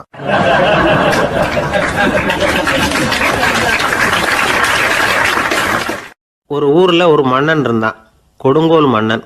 நிறைய தொந்தரவு பண்ணிக்கிட்டு இருந்தான். அவன் ஒரு தடவை என்ன பண்ணான் தெரியுமா? ஒரு தப்பும் பண்ணாத ஒரு இளைஞனை பிடிச்சி ஜெயிலில் அடைச்சுட்டான். அந்த பையனோட சொந்தக்காரங்கள்லாம் ராஜா கிட்ட போனாங்க. அவன் ஒரு தவறும் பண்ணலை, அவனை விடுதலை பண்ணுங்க அப்படின்னு கெஞ்சி கேட்டுக்கிட்டாங்க. மன்னன் வந்து யோசனை பண்ணான். அந்த இளைஞனை கூப்பிட்டுக்கிட்டு வர சொன்னான். அவனை கொண்டாந்து ராஜா முன்னாடி நிறுத்தினாங்க. இதை பாருப்பா, உன்னை நான் விடுதலை பண்ணுவேன், ஆனால் ஒரு கண்டிஷன். அந்த நிபந்தனையை நீ நிறைவேற்றினா உனக்கு விடுதலை அப்படின்னா மன்னன். சரின்னு ஒத்துக்கிட்டான் பையன். மன்னன் வந்து கண்டிஷன் என்னங்கிறத சொன்னான். உங்ககிட்ட ஒரு செம்மறி ஆட்டை கொடுக்க போகிறேன், 1 மாதத்துக்கு அதுக்கு தேவையான தீனியையும் கொடுக்க போகிறேன். 1 மாதம் கழித்து அந்த ஆட்டை வந்து எடை போட்டு பார்ப்பேன். அந்த ஆட்டின் எடை கொஞ்சம் கூட கூடி இருக்கக்கூடாது. எடை கூடி இருந்தால் உனக்கு விடுதலை கிடையாது. என்ன சொல்கிற அப்படின்னா. பையனுக்கு ஒன்றும் புரியல, பயமாக போயிட்டுது. குழம்பிக்கிட்டே நின்றுக்கிட்டு இருக்கிறான். சரி, ஒரு நாள் டைம் தரேன், நல்லா யோசனை பண்ணி பார்த்துட்டு நாளைக்கு உன் முடிவை சொல்லு அப்படின்னா மன்னன். பையன் கவலையோடு வெளியில் வந்தான். அங்கே ஒரு பெரியவர் நின்றுக்கிட்டு இருந்தார். அவர்கிட்ட விஷயத்தை சொன்னான். அந்த பெரியவர் இந்த பையனுக்கு காதோட காதாக ஒரு வழியை சொல்லி கொடுத்தார். அதை கேட்டதும் பையன் மறுபடியும் மன்னன் முன்னாடி வந்து நின்னா. உங்கள் நிபந்தனையை ஏற்றுக்கிறேன்னு சொன்னான். மன்னன் வந்து ஒரு ஆட்டுக்குட்டியையும் அதுக்கு 1 மாதத்துக்கு தேவைப்படுற தீவனத்தையும் கொடுக்கும்படியாக உத்தரவு போட்டான். கொடுத்தாங்க, ஓடிட்டு போயிட்டான். 1 மாதம் தினமும் தவறாமல் அந்த தீவனத்தை ஆட்டுக்குட்டிக்கு போட்டுக்கிட்டு இருக்கிறான். 1 மாதம் கழித்து அந்த ஆட்டை வந்து அரண்மனைக்கு ஓட்டிகிட்டு போனான். மன்னன் அதை எடை போட்டு பார்க்குறான், எடை கூடவே இல்லை, அப்படியே தான் இருக்குது. உடனே போட்ட நிபந்தனைப்படி அந்த இளைஞனை வந்து விடுதலை பண்ணிவிட்டான். சரி, ஆட்டுக்கு எடை கூடாமல் இருக்கிறதுக்கு அந்த பெரியவர் சொல்லி கொடுத்த யோசனை என்ன அப்படின்னா, அது வேற ஒன்றும் இல்லை. அந்த ஆட்டுக்கு எதிரில் அது கண்ணில் படுற மாதிரி ஒரு ஓநாயை கட்டி போட சொன்னார். அவ்வளவுதான். ஆட்டுக்கு ஓநாய்ங்கிறது பிறவி பகை. ஓநாயை பார்த்தா ஆடு நடுங்க ஆரம்பிச்சிடும், அவ்வளவு பயம். தினமும் அந்த ஆடு பயந்துக்கிட்டே தீனி சாப்பிட்டுது, எடை கூடல. அதுதான் ரகசியம். இது வந்து சின்ன பிள்ளைங்களுக்கான ஒரு கதை. இதிலேருந்து தெரிஞ்சிக்க வேண்டிய உண்மை என்னென்னா, நாமெல்லாம் சாப்பிட்றப்ப மனசும் உடம்பும் அமைதியாக இருக்கணும். அப்போ தான் அது உடம்புல ஒட்டும். அவசரத்துலேயும் பயத்துலையும் சாப்பிட்டா அது சரியாக ஜீரணம் ஆகாது. இன்னொரு ராஜா இருந்தார். அவரும் ஒரு இளைஞனை ஜெயிலில் அடைச்சி விட்டார். விடுதலை பண்ணணும்னா ஒரு கண்டிஷன்னார். என்னன்னு கேட்டான். ஒரு ஆட்டுக்குட்டியை அவன் முன்னாடி கொண்டாந்து நிறுத்துவேன், நீ அதுக்கிட்ட ஒரு கேள்வி கேட்கணும், அதுக்கு சரியான பதிலை சொல்லணும், அப்படி செஞ்சுட்டா உனக்கு விடுதலைன்னார். இளைஞன் யோசனை பண்ணி பார்த்தான், சரின்னு ஒத்துக்கிட்டான். அது பிரகாரமே ஆட்டுக்குட்டியை பதில் சொல்ல வச்சுட்டான். என்ன நடந்தது தெரியுமா? ஆட்டுக்குட்டியை கொண்டாந்து நிறுத்தினாங்க. இவன் மெதுவாக அதுக்கிட்ட போனான். அது காதுகிட்ட போய் ஏப்ரலுக்கு அடுத்த மாதம் என்ன மாதம்னு கேட்டான். அது உடனே மேன்னு கத்திச்சு. இவன் விடுதலை ஆயிட்டான்.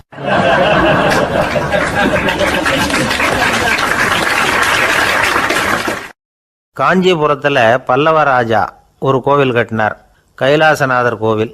அதுக்கு கும்பாபிஷேகம் பண்ணுறதுக்கு ஒரு நாள் குறிப்பிட்டு அதுக்கு வேண்டிய ஏற்பாடுகள்லாம் பண்ணினார். முதல் காரியமாக கடவுளை வேண்டிக்கிட்டார், நீங்கள் இந்த கும்பாபிஷேகத்துக்கு நேரில் வந்து கலந்துக்கணும்னார். கடவுள் அந்த ராஜா கனவுல வந்தார். நீ கும்பாபிஷேகம் வச்சிருக்கிற அதே நாளில் அதே நேரத்தில் எனக்கு இன்னொரு ஊரில் ஒரு கும்பாபிஷேகம் இருக்குது, அதுக்கு போக வேண்டியிருக்கு.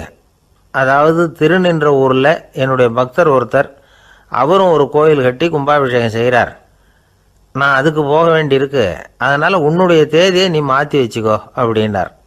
கடவுள் தான் எங்கேயும் இருக்கிறவராச்சே, அவர் நினச்சா 2 இடத்துலையும் இருந்து கோயில் கும்பாபிஷேகத்தை நடத்த முடியாதா? ஏன் அப்படி செய்யலை? அது ஒரு முக்கியமான காரணத்துக்காக தான். திருநின்ற ஊரில் இருந்த பூசலாருங்கிற அந்த அடியாரின் பெருமையை இந்த உலகத்துக்கு எடுத்து காட்டணுங்கிறதுக்காகத்தான் கடவுள் அந்த ராஜா கிட்ட அப்படி சொன்னார். சரி, அந்த அடியார் அப்படி என்னதான் பெருசாக கோயில் கட்டி விட்டார்? ராஜா கட்டின கோயிலை விட பெருசா? அவர் கட்டினது கருங்கல்லாலேயோ மண்ணாலேயோ மரத்தாலேயோ இல்லை. அவர் கட்டின கோயில் வேறு மாதிரி. அது மனசால கட்டின கோயில், மனசுக்குள்ளே இருக்கிற கோவில், மனக்கோவில். அந்த அடியார் தன்னோட மனசுக்குள்ளே மாதக்கணக்காக ஒவ்வொரு கல்லாக சேர்த்து கட்டின கோவில். இந்த விஷயம் ராஜாவுக்கு தெரியாது. அவர் என்ன நினச்சுட்டாரு, அது நாம் கட்டின கற்கோயிலை விட ரொம்ப பெருசாக இருக்கும் போல இருக்கு அப்படின்னு நினச்சிட்டார். சரி, அப்பேற்பட்ட அந்த கோயிலை தரிசனம் பண்ணிவிட்டு வருவோம் அப்படின்னு நினச்சி ராஜா திருநின்ற ஊருக்கு போகிறார். அங்கே போய் பார்த்தா கோயிலையும் காணும், ஒன்றையும் காணும். கடைசியில் பூசலார் கட்டின மனக்கோவில் தான் அதுங்கிறத அவர் புரிஞ்சுக்கிறார். உடனே அந்த அடியாரின் காலில் விழுந்து வணங்குறார். அவரோ, இது மனசால முயன்ற கோவில், இதுக்கு இத்தனை பெருமையா அப்படின்னு ஆச்சரியப்படுறார். இதில் ஆச்சரியப்படுறதுக்கு ஒன்றும் இல்லை. ஆண்டவன் விரும்புறது அகபக்தியையே தவிர புற தோற்றங்களே அல்ல. இதை நாம் புரிஞ்சுக்கிட்டோம்னா நமக்குள்ள எந்த வேறுபாடுகளும் வர்றதுக்கு வழியே இல்லை. இன்னொரு ராஜா இருந்தார். அவர் ஆண்டவனுக்கு படைக்கிறதுக்காக ஒரு தார் நல்ல செவ்வாழை பழமாக எடுத்துக்கிட்டு போகணும்னு நினச்சார். அதனால் முத நாளே அதை வாங்கிட்டு வர சொன்னார் வேலைக்காரங்கிட்ட. வேலைக்காரன் போனால் கடைத்தெருவில் ஒரு தார் பழம் வாங்கினான். வர்ற வழியில் அவன் குடிசை. அப்படியே எட்டி பார்த்துட்டு போவோமேன்னு நினச்சான். போனான். அங்கே இவனோட குழந்தை பாவம் பசியால் கத்திக்கிட்டு இருக்கு. இவன் பார்த்தான், இவ்வளவு பெரிய தாரில் ஒரு 2 பழம் எடுத்தா தெரியவா போகுது அப்படின்னு நினச்சி ஒரு 2 பழத்தை பிச்சு அந்த குழந்தைகிட்ட கொடுத்தான். அது அதை வாங்கி வயிறார சாப்பிட்டுது. பசி அடங்குச்சு, விளையாட போயிட்டுது. இவன் அதுக்கப்புறம் வாழைப்பழத்தை எடுத்துக்கிட்டு அரண்மனைக்கு வந்தான். 2 பழம் பிச்சிருக்கிறது ராஜாவுக்கு தெரிஞ்சு போச்சு. இவன் உண்மையை சொல்லிவிட்டான். உடனே ராஜா, கடவுளுக்கு படைக்க வேண்டிய பொருளை குழந்தை எச்சில் பண்ண விட்டுருக்கியே அப்படின்னு சொல்லி அவனை கட்டி வச்சு சாட்டையால் அடித்தார் பாவம். மறுநாள் பழத்தை கோயிலுக்கு எடுத்துகிட்டு போனார். கடவுள் முன்னாடி வச்சார். கடவுள் கண்ணை திறந்து பார்த்தார், பழம்லாம் அழுகி இருக்குது. என்ன இது அழுகி போன பழம் அப்படின்னார். ராஜா முழிச்சார். நல்லா தானே இருந்தது அப்படின்னு நினச்சார். அப்போ கடவுள் அந்த ராஜா கிட்ட சொன்னாராம், இதை பார்ப்பா, இந்த தாரில் 2 பழம் தான் நல்ல பழம், அந்த 2 பழங்களையும் நேற்றுக்கே நான் சாப்பிட்டுட்டேன் அப்படின்னாராம். அப்போ தான் ராஜாவுக்கு புரிஞ்சுது, ஏழை குழந்தையின் பசியை தீர்க்கறதுக்காக உதவுன அந்த 2 பழம்தான் இறைவன் சாப்பிட்ட பழம்னு. இறைவன் இருக்கிற இடம் எது? இதுதான். ஆந்திர நாட்டில் ஒரு அரசர் இருந்தார். அந்த அரசர்கிட்ட ஒரு அமைச்சர் இருந்தார். அந்த அமைச்சர் பேர் ராயண பாஸ்கர். அவர் ஒரு பெரிய அறிவாளி. அது மட்டும் இல்லை, மிகச்சிறந்த கொடையாளி. யார் எது கேட்டாலும் இல்லைன்னு சொல்ல மாட்டாராம். அதன் காரணமாகவே அவர்கிட்ட இருந்த செல்வம் நாளுக்கு நாள் குறைஞ்சிக்கிட்டே வந்துட்டு தான். கடைசியில் குடும்பத்துக்குன்னு எதுவும் வைக்காமலே அவர் போய் சேர்ந்துட்டார். மகனும் இறந்துட்டார். அந்த குடும்பத்தில் மிஞ்சி இருந்தது அவருடைய மருமகள், ஒரு பேரன், அவ்வளவுதான். இருந்த ஒரே சொத்து பழுதடைஞ்ச ஒரு வீடு. அந்த அம்மா மற்ற வீடுகளில் வேலை செஞ்சு தன்னுடைய பிள்ளைய படிக்க வச்சுக்கிட்டு வராங்க. அந்த புள்ள ஒரு பெரிய வள்ளலுடைய பேரன்கிறது அந்த பள்ளி வாத்தியார்களுக்கும் தெரியும். அதனால் அவங்களும் இவங்ககிட்ட கொஞ்சம் அன்பாகவும் அக்கறையாகவும் பழகி பாடம் சொல்லி கொடுத்துக்கிட்டு இருக்கிறாங்க. ஒரு நாள் ஒரு புகழ்பெற்ற கவிஞர் ஒருத்தர் அந்த பள்ளிக்கூடத்துக்கு வந்திருக்கிறார். ஆசிரியர்கள்கிட்ட பேசிக்கிட்டு இருந்தப்போ ஒரு செய்தியை சொன்னாராம். ராயண பாஸ்கருங்கிற வள்ளல் எனக்கு நிறைய உதவிகள் செஞ்சுருக்கார், என்னை பாராட்டி பரிசுகள்லாம் கொடுத்துருக்கிறார். அந்த வள்ளல் வாழ்ந்த கிராமத்தை பார்க்கணுங்கிறதுக்காக தான் இப்போ இங்கே வந்திருக்கிறேன் அப்படின்னாராம். ஆசிரியர் உடனே இந்த பையனை கூப்பிட்டு, இதை பாருங்கள், இவன் யார் தெரியுமா, நீங்கள் குறிப்பிடுகிற அந்த வள்ளலின் பேரன் அப்படின்னு அறிமுகப்படுத்தினாராம். கவிஞரின் கண்களில் ஆனந்த கண்ணீர். அந்த பரவச நிலையிலேயே அந்த வள்ளலை பற்றி கவி பாட ஆரம்பிச்சுட்டாராம். இந்த சின்ன பையன் அதை கேட்டிருக்கிறான். உடனே என்ன பண்ணான் தெரியுமோ, தன் கையில் அணிஞ்சிருந்த ஒரு பொன் வளையலை கழட்டி அந்த கவிஞருக்கு பரிசாக கொடுத்துட்டானான். எல்லாருக்கும் ஆச்சரியம். தாத்தா இருக்கும் நிலையில் கொடுத்தார், பேரன் இல்லாத நிலையிலையும் கொடுக்குறான். பையனை எல்லாரும் பாராட்டினாங்களாம். இருந்தாலும் அவனுக்குள்ள ஒரு பயம் எதுவாக ஆரம்பமாச்சு. பள்ளிக்கூடம் விட்டு வீட்டுக்கு வரும்பொழுது அந்த பயம் இன்னும் அதிகமாகிட்டுது. அம்மா என்ன சொல்லுவாங்களோ தெரியலையே, ஏதோ திடீர்னு தோணிச்சு வளையல கட்டி கொடுக்கணும்னு கொடுத்துட்டோம். குடும்பம் இருக்கிற நிலையில் இப்படி நான் செஞ்சது தப்பா, வீட்டு செலவுக்கே அம்மா எவ்வளவு கஷ்டப்படுறாங்க, வீட்டுக்கு போனதும் என்ன நடக்குமோ தெரியலையே அப்படின்னு நினச்சி பயந்துக்கிட்டே அவன் வீட்டுக்குள்ளே அடி எடுத்து வைக்கிறான். அம்மா கூப்பிட்டு சாப்பாடு போட்டாங்க. அவங்க கண்ணில் படக்கூடாதுங்கிறதுக்காக ஒரு கையை பின்னாடி மறைச்சிக்கிட்டே இருந்தான். அம்மா இதை கவனிச்சிட்டாங்க. ஏய், உன் கையை ஏன் அப்படி வச்சிருக்கிற, உன் கைக்கு என்னாச்சு, ஏதாவது அடிபட்டு போச்சா அப்படின்னு கேட்டுக்கிட்டே கையை எடுத்து பார்க்குறாங்க. வளையல காணலை. வளையல் எங்கே அப்படின்னு கேட்குறாங்க. இவன் தயங்கிக்கிட்டே நடந்ததை சொல்கிறான்.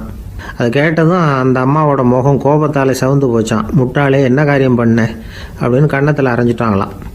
அம்மா, என்னை அடிக்காத, ஏதோ தெரியாமல் தப்பு பண்ணிட்டேன் அப்படின்ட்டுருக்கான். மகனே, வளையலை கொடுத்ததுக்காக நான் உன்னை அடிக்கலை அப்படிங்க, பின்ன எதுக்கு அடித்தேன்னு கேட்டிருக்கான். உன் பாட்டனார் ஒரு பெரிய வள்ளல், அவர் எதையும் பாதி வேலையை செய்யறதில்ல, அவருடைய பேரை நீ அரைகுறை வேலை செஞ்சுட்டு வந்திருக்கிற அப்படின்னாங்களாம். என்னம்மா சொல்கிறேன்ருக்கான். நீ ஒரே ஒரு வளையலை மட்டும்தானே கட்டி கொடுத்துருக்குற, கொடுக்குறதா இருந்தால் ரெண்டையும் சேர்த்துல கொடுத்துருக்கணும், அதுதானே உங்கள் தாத்தாவுக்கு பெருமை அப்படின்னாங்களாம். அம்மா, தெரியாமல் இப்படி செஞ்சுட்டேன், உங்கள்கிட்டையும் அரை வாங்கிட்டேன் அப்படி இப்படின்னு அவன் சொல்லியிருக்கிறான். இப்போ அம்மா கொஞ்சம் இருங்க, அந்த கவிஞர் இன்றைக்கி நம்ம ஊரில் தான் தங்கியிருப்பார், நாளைக்கு காலையில் தான் அவர் எங்கே இருக்காருன்னு விசாரித்து இன்னொரு வளையலையும் கொடுத்துட்றேன் அப்படின்ட்டுருக்கான். மகனே, நல்ல செயல்களையெல்லாம் நாளைக்குன்னு ஒத்தி போடாத, நாளைக்கு என்ன நடக்குங்கிறது யாருக்கு தெரியும், இப்போவே போ, எங்கே இருக்காருன்னு பாரு அப்படின்ட்டுருக்காங்க. மகன் புறப்பட்டான். பள்ளி ஆசிரியர்கிட்ட போய் கேட்டானான் அந்த கவிஞர் எங்கே இருக்காருன்னு. அவர் சொன்னாராம். உடனே போய் அவர் இருக்கிற இடத்துல கதவை தட்டியிருக்கான். ராத்திரி நேரத்தில் இவனை கண்டதும் அவருக்கு ரொம்ப ஆச்சரியம். இவன் இன்னொரு கை வளையலையும் எடுத்து நீட்டியிருக்கான். அவர் திகைச்சு போய் நிற்கிறார். அவரால் என்ன பண்ணுறதுன்னே தெரியல, ஆனந்த கண்ணீர். இது பெரியவர்கள் கூற கேட்ட ஒரு வரலாறு. இன்றைக்கி இப்படிப்பட்டவங்களை பார்க்க முடியுமா? வறுமை வள்ளல் தன்மையை ஒன்று செய்து விடாதுங்கிறதுக்கு இது ஒரு உதாரணம். ஒருத்தன் இன்னொருத்தனை பார்த்து கேட்டானா, எங்கள் தாத்தா உங்கள் தாத்தாவுக்கு 100 ரூபா கடன் கொடுத்துருக்கிறார், அதை எப்போ திருப்பி கொடுக்க போகிறேன்னு. கவலைப்படாத, எங்கள் பேரன் அதை உங்கள் பேரன்ட்ட திருப்பி கொடுத்துருவான் அப்படின்னு நானா அவன்.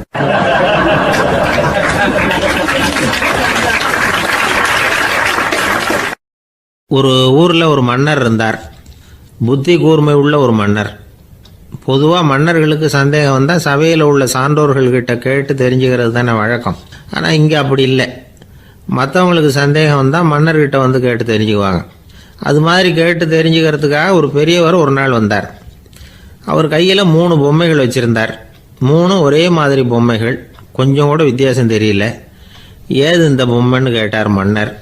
எனக்கு வேண்டியப்பட்ட ஒருத்தங்கிட்ட இருந்து இதை வாங்கிட்டு வந்திருக்கிறேன், நான் தான் அவன்கிட்ட இந்த பொம்மையை செஞ்சு கொடுக்கும்படியா கேட்டுக்கிட்டேன். அவன் ரொம்ப புத்திசாலி, அவன் தான் இதை செஞ்சு கொடுத்தான். ஆனால் அதில் ஒரு சிக்கல் அப்படின்னார். என்ன பிரச்சனைன்னு கேட்டிருக்காரு இவர். நான் அவன்கிட்ட கேட்டது 3 விதமான பொம்மைகளாக இருக்கணும்னு கேட்டேன். அவன் என்னடான்னா 3 ஒரே மாதிரியாக செஞ்சு கொடுத்துட்டான் அப்படின்னார். அவங்ககிட்டயே கேட்கறது தானே அப்படின்ட்டுருக்காரு இவர். கேட்டேன், அவன் என்ன சொல்கிறான்னா, இது 3 ஒரே மாதிரி பொம்மை கிடையாது, 3 விதம், ஒன்றுக்கு ஒன்று வித்தியாசம் இருக்குது. இந்த 3 பொம்மையும் 3 விதமான நண்பர்களுக்கு உதாரணங்கள் அப்படின்னு சொல்கிறான். எனக்கு ஒன்றும் புரியல, அதுதான் உங்ககிட்ட வந்தேன் அப்படின்னார். சரி, அந்த பொம்மைகளை இப்படி கொடுங்க அப்படின்னு வாங்கினார் மன்னர். எடுத்துக்கிட்டு உள்ளே போனார். கொஞ்ச நேரம் கழித்து வெளியில் வந்தார். அதுக்கப்புறம் சொன்னார், இதை பாருப்பா, அவன் சொன்னது சரிதான், 3 விதம் தான். இது இருக்குதே முதல் பொம்மை, இது உத்தமமான நண்பனுக்கு உதாரணம்.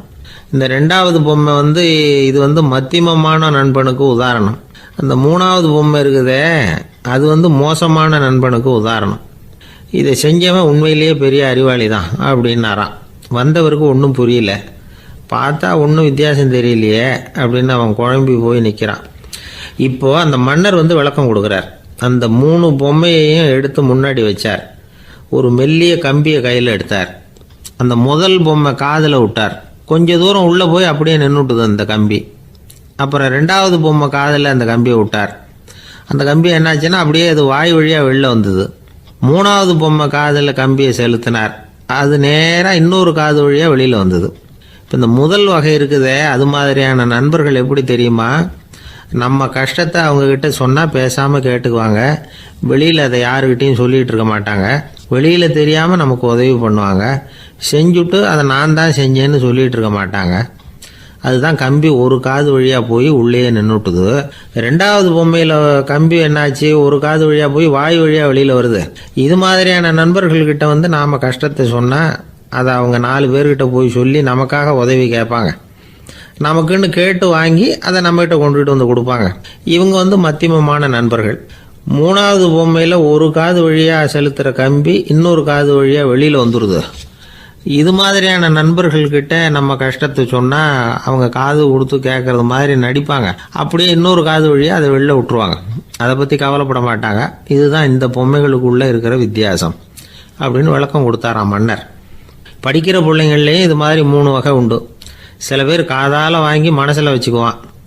சில பேர் காதால் வாங்கி பேனாவால் எழுதி விடுவான். சில பேர் ஒரு காதால் வாங்கி இன்னொரு காதால் வெளியில் விட்டுருவான். ஒரு பையன் வகுப்பில் ஆசிரியர் பாடம் நடத்தும் பொழுது தலையை வேகமாக ஆட்டி ஆட்டி கேட்பானான்.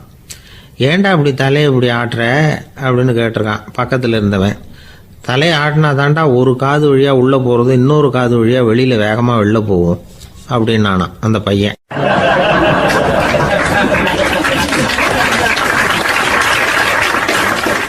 எனக்கு வாழ்க்கையே வெறுத்து போச்சு சார் அப்படின்னு சொல்லிட்டு ஒருத்தர் வந்தார். கொஞ்ச நேரம் பேசினதுக்கப்புறம் அவர் அப்படி சொல்லியிருந்தா அதில் ஒரு அர்த்தம் இருந்திருக்கும். வர்றதுக்கு முன்னாடியே வாழ்க்கை வெறுத்து போச்சுன்னு சொல்லிட்டு வர்றார். என்ன சார் விஷயம்னு விசாரித்தோம். எங்கள் வீட்டில் தினம் 3 வேளையும் ஒரே மாதிரி சாப்பாடு சார், வித்தியாசமே கிடையாது. இப்படியே 3 மாதமாக சாப்பிட்டுக்கிட்டு இருக்கிறேன்.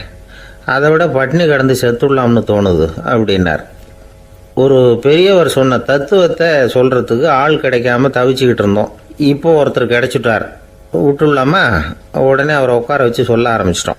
அதாவது நாம் அனுபவிக்கிற உணர்வுகளில் களிப்பு, மகிழ்வு, ஆனந்தம் இது 3க்கும் ஒன்றுக்கு ஒன்று வித்தியாசம் உண்டு. மேம்போக்காக பார்க்குறதுக்கு இது 3 ஒன்று மாதிரி தோணும். ஆனால் அது அப்படி இல்லை. களிப்புங்கிறது உடம்பை பொறுத்தது, மகிழ்வுங்கிறது மனசை பொறுத்தது, ஆனந்தம்ங்கிறது ஆன்மாவை பொறுத்தது. இப்படி இந்த 3 வகையான அந்த சுவைப்புகளின் தன்மையும் வேற வேற. இப்போ முதல்ல களிப்புங்கிறத எடுத்துக்குவோம். நம்ம புலன்களுக்கு களிப்பை தரக்கூடிய பொருள்களுக்கு சில விசேஷ குணம் உண்டு. அது எப்படின்னா, சீக்கிரமே சலிப்பை உண்டு பண்ணும். ஒருத்தர் அந்த பொருளை எடுத்துக்கிட்டா அது இன்னொருத்தருக்கு குறைஞ்சிரும். உணவு, உடை இதெல்லாம் களிப்பை தரக்கூடிய பொருள்கள். இப்போ உதாரணத்துக்கு ஒரு சாப்பாட்டு மேசையில் ஒரு பாத்திரத்தில் 10 இட்லி இருக்குது. அதில் ஒரு 2 இட்லியை நம்ம தட்டில் எடுத்து வச்சு சாப்பிட்றோம்.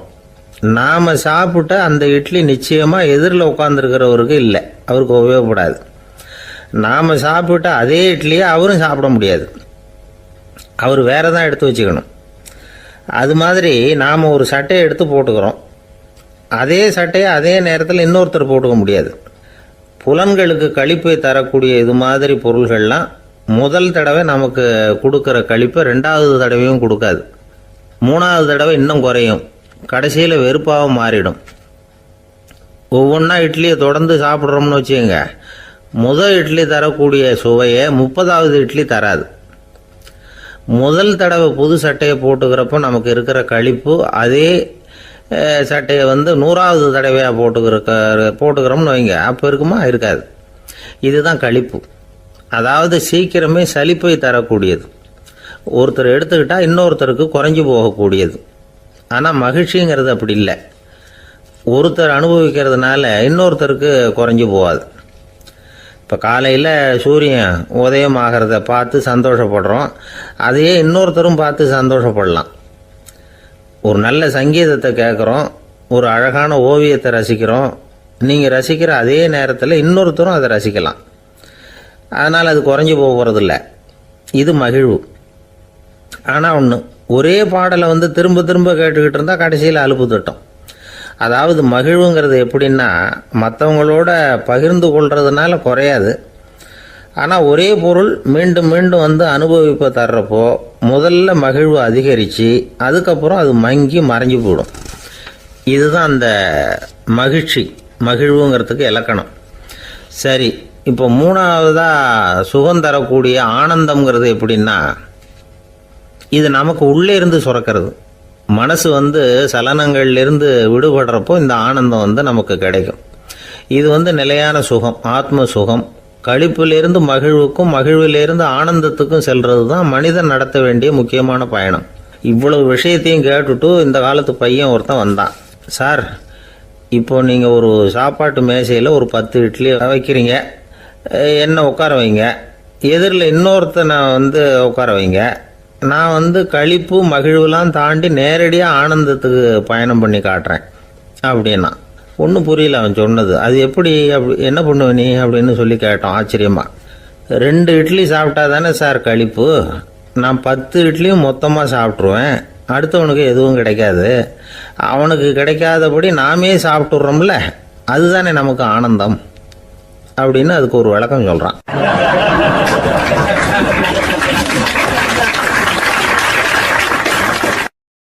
இந்த உலகத்தில் மனுஷன் எவ்வளவோ தவறுகள் செய்கிறான். அதுக்கெல்லாம் என்ன காரணம்?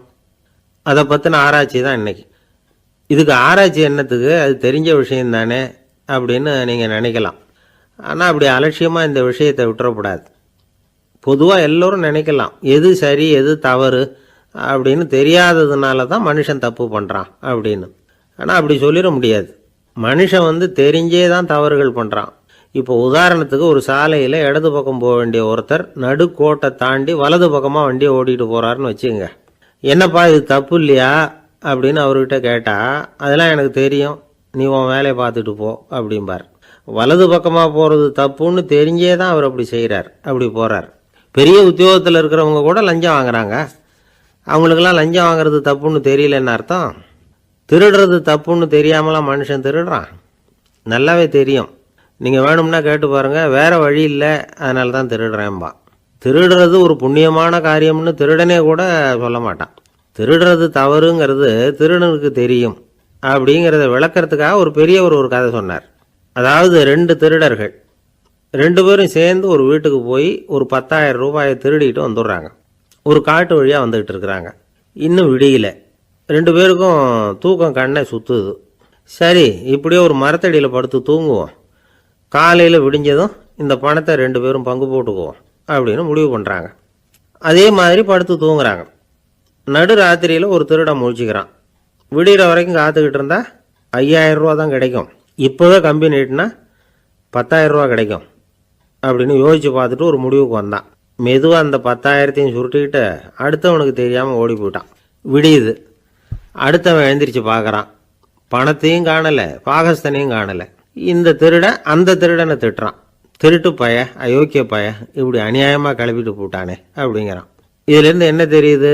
தெரியாமல் எடுத்துக்கிட்டு போகிறது திருட்டு, அயோக்கியத்தனம், அநியாயம் அப்படிங்கிறது இவனுக்கு தெரிஞ்சிருக்குது.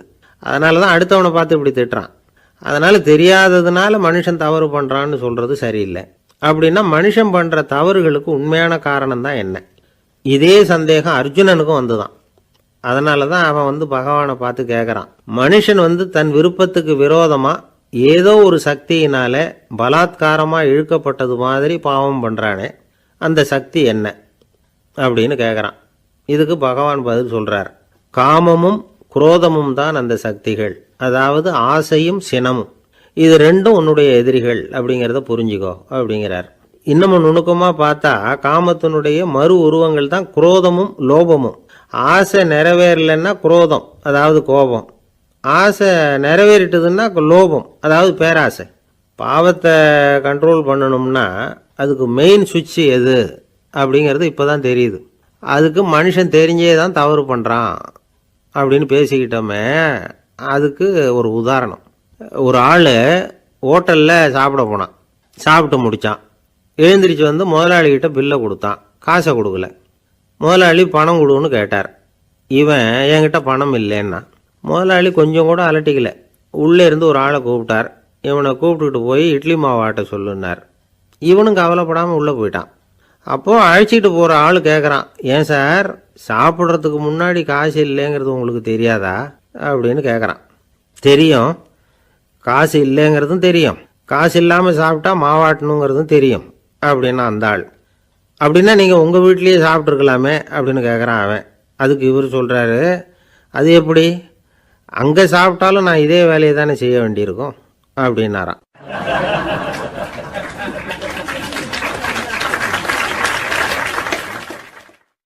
துஷ்டரை கண்டால் தூர விலகு, இப்படி ஒரு பழமொழி உண்டு. எதுக்காக இப்படி சொல்லி வச்சாங்க? துஷ்டன் ஏதாவது தொந்தரவு கொடுப்பான், அதனால் அவனை கண்டா பயந்துக்கிட்டு ஓடி ஒளிஞ்சிக்கோ அப்படின்னா இதுக்கு அர்த்தம் அப்படி இல்லை. ஒரு துஷ்டன் கிட்ட நெருங்கி போகிறோம்னு வச்சுக்கோங்க, அவன் நமக்கு கெடுதலான ஆலோசனைகள் எதையும் சொல்லலாம், அல்லது அவன் தீய உணர்வுகள் உள்ளவனா இருக்கலாம், அல்லது தீய செயல்கள் செய்யக்கூடியவனா இருக்கலாம், அல்லது தீய நட்புனால அவன் ஏற்கனவே கெட்டு போனவனா கூட இருக்கலாம். இப்படிப்பட்டவனை நெருங்கி போனா அவனோட பாதிப்பு நமக்கும் வந்துடும். அதனால விலகி போ அப்படின்னு சொல்றாங்க. இதையே கொஞ்சம் விவரமா இப்போ பார்ப்போமே. இப்போ இந்த துஷ்டர்களை 4 வகையா பிரிக்கிறாங்க. இந்த 4 வகைக்கும் உதாரணம் வேணும்னா வேற எங்கேயும் போக வேண்டியதில்லை, மகாபாரதத்தை பார்த்தாவே போதும். அதுல இந்த 4 வகையான தீயோரும் வர்றாங்க. முதல் வகைக்கு உதாரணம் சகுனி. இவன் மனசுல எப்பவும் தீய எண்ணங்கள் தான் நிறைஞ்சிருக்கும். கனவுல கூட தீய ஆலோசனைகள். யாராவது ஒருத்தர் நல்லபடியா வாழ்ந்தா அதை இவனால சகிச்சிக்க முடியாது. இப்படிப்பட்டவனோட நெருங்கிய தொடர்பு துரியோதனனுக்கு கிடைச்சது. துரியோதனன் எப்படின்னா அவன் ஏற்கனவே தீய காரியங்கள் செய்யறதுக்கு தயங்காதவன். அப்படிப்பட்டவனுக்கு தீய போதனைகள் செய்யறதுக்கு சகுனி உதவுனா. இந்த 2 பேரோட சகவாசம் இன்னொருத்தனுக்கு கிடைச்சது. அவன் யாருன்னா துச்சாதனன். அவன் தீய நடத்தை உள்ளவன். இந்த 3 பேரும் ஒன்று சேர்ந்தா என்னத்துக்கு ஆகும்? உலகமே கெட்டு போடும்ல. இந்த 3 துஷ்டர்களோட நல்லவன் ஒருத்தன் சேர்ந்தான். அவன் தான் கர்ணன். கர்ணன் இயல்பாவே உத்தம குணம் உள்ளவன். அவன் நல்லவங்களோட சேராம இப்படிப்பட்ட கெட்டவங்க கிட்ட நட்பு வச்சுக்கிட்டான். அதனால அவனும் தீய செயல்களில் ஈடுபடுறது மாதிரி ஆயிடுது. துரியோதனனுடைய நண்பனா அவனுடைய ஆதரவுல வளர்ந்ததுனால அவனுக்கு துணையா இருக்க வேண்டி இருக்குது அப்படின்னா. நட்பு உரிமையினால உதவி புரிய வேண்டியது சரிதான், அது தப்புன்னு சொல்ல முடியாது. இருந்தாலும் தீய செயல்களுக்கு உதவி செய்யறது சரியில்லை. புத்தி பலம் புஜ பலம் எல்லாம் இருந்தா கூட தெய்வ பலம் இல்லைன்னா ஜெயிக்க முடியாது. கர்ணன் மகா வீரன். இருந்தாலும் கடைசியில் அவன் கதி என்னாச்சு? அவங்ககிட்ட எல்லா நல்ல குணங்களும் இருந்தது, இருந்தாலும் ஏன் இப்படி ஆச்சு? தீயவர்களுடைய சேர்க்கை தான் காரணம். அவங்களோட சேர்ந்ததுனால இவனையும் அப்படியே நினைக்க ஆரம்பிச்சுட்டாங்கல்ல. 4 வகை துஷ்டர்கள்ல இவனும் ஒரு வகை அப்படின்னு சொல்ல ஆரம்பிச்சிட்டாங்க. அதாவது தீய ஆலோசனைக்கு சகுனி, தீய உணர்வுகளுக்கு துரியோதனன், தீய செய்கைக்கு துச்சாதனன், தீய நட்புக்கு கர்ணன். இப்படி உதாரணமாயிட்டான். அதனாலதான் துஷ்டரை கண்டால் தூர விலகு அப்படின்னு சொன்னாங்க. அது புராண காலம். இப்பெல்லாம் நிலைமை கொஞ்சம் வேற விதமா இருக்குது. அன்னைக்கு ஒரு நாள் அப்படிதான் ஒரு காட்டு பாதையில யாரோ ஒருத்தர் அடிபட்டு கிடந்தார். யாரோ ஒரு துஷ்டன் அவனை அடிச்சு போட்டுட்டு போயிட்டான் போல இருக்கு. அந்த வழியா போன ஒருத்தர் பரிதாபப்பட்டு அவனை போய் தூக்குனார். ஆறுதல் சொன்னார், இதை பாருங்க, இந்த வழியா எப்பவும் தனியா வரக்கூடாது. ஏன்னா இங்க ஒரு ரவுடி இருந்துகிட்டு வர்றவங்க போறவங்களெல்லாம் வழிப்பறி பண்ணிட்டு இருக்கிறதா கேள்விப்பட்டிருக்கிறேன் அப்படின்னாராம். இனிமே அப்படி கேள்விப்பட மாட்டீங்க அப்படின்னு அந்த ஆளு. ஏன்னு கேட்டிருக்காரு இவர். அவன் சொல்லியிருக்கான், நான் தான் சார் அந்த ரவுடி. இந்த வழியா போனவங்க கிட்ட தகராறு பண்ணேன். அவங்க தான் என்ன இப்படி அடிச்சு போட்டு என்கிட்ட இருந்த பணத்தை எல்லாம் புடுங்கிட்டு போட்டாங்க சார். காலம் ரொம்ப கெட்டு போச்சு அப்படின்னு நானா ரொம்ப பரிதாபமா.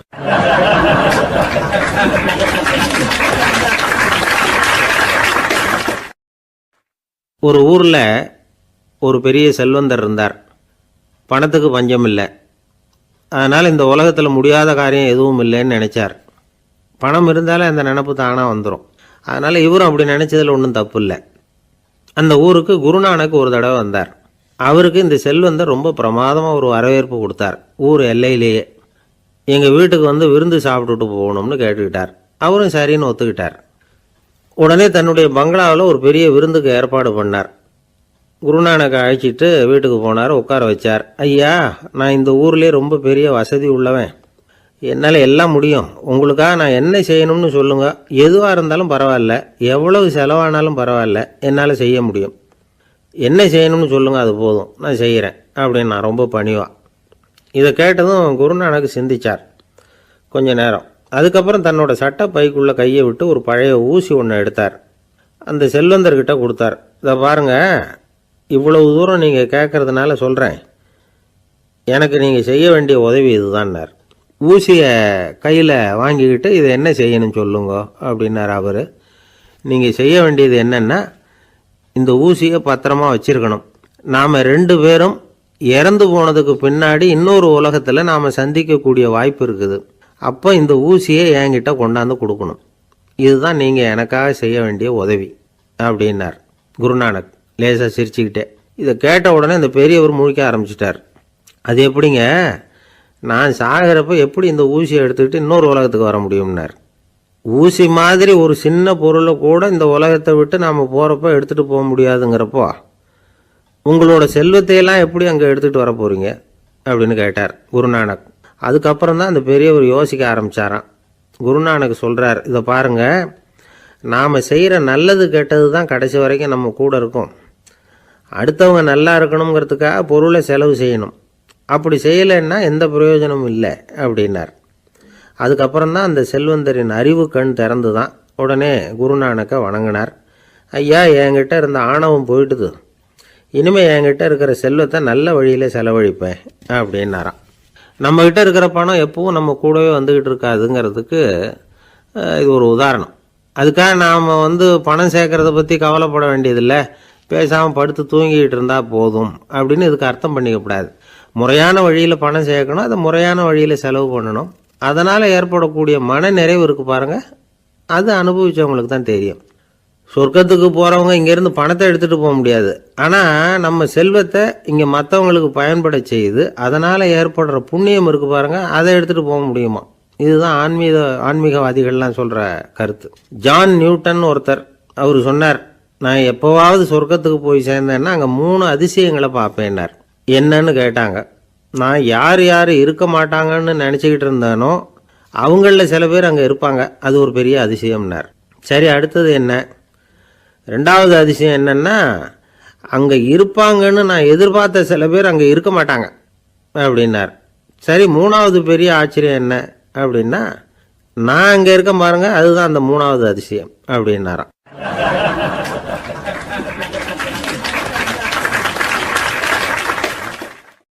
ஒரு மனுஷனை பார்த்து என்கிட்ட வாலாட்டாதே அப்படின்னு சொன்னால் அவன் நம்மக்கிட்ட ஏதோ வம்புக்கு வர்றான்னு அர்த்தம்.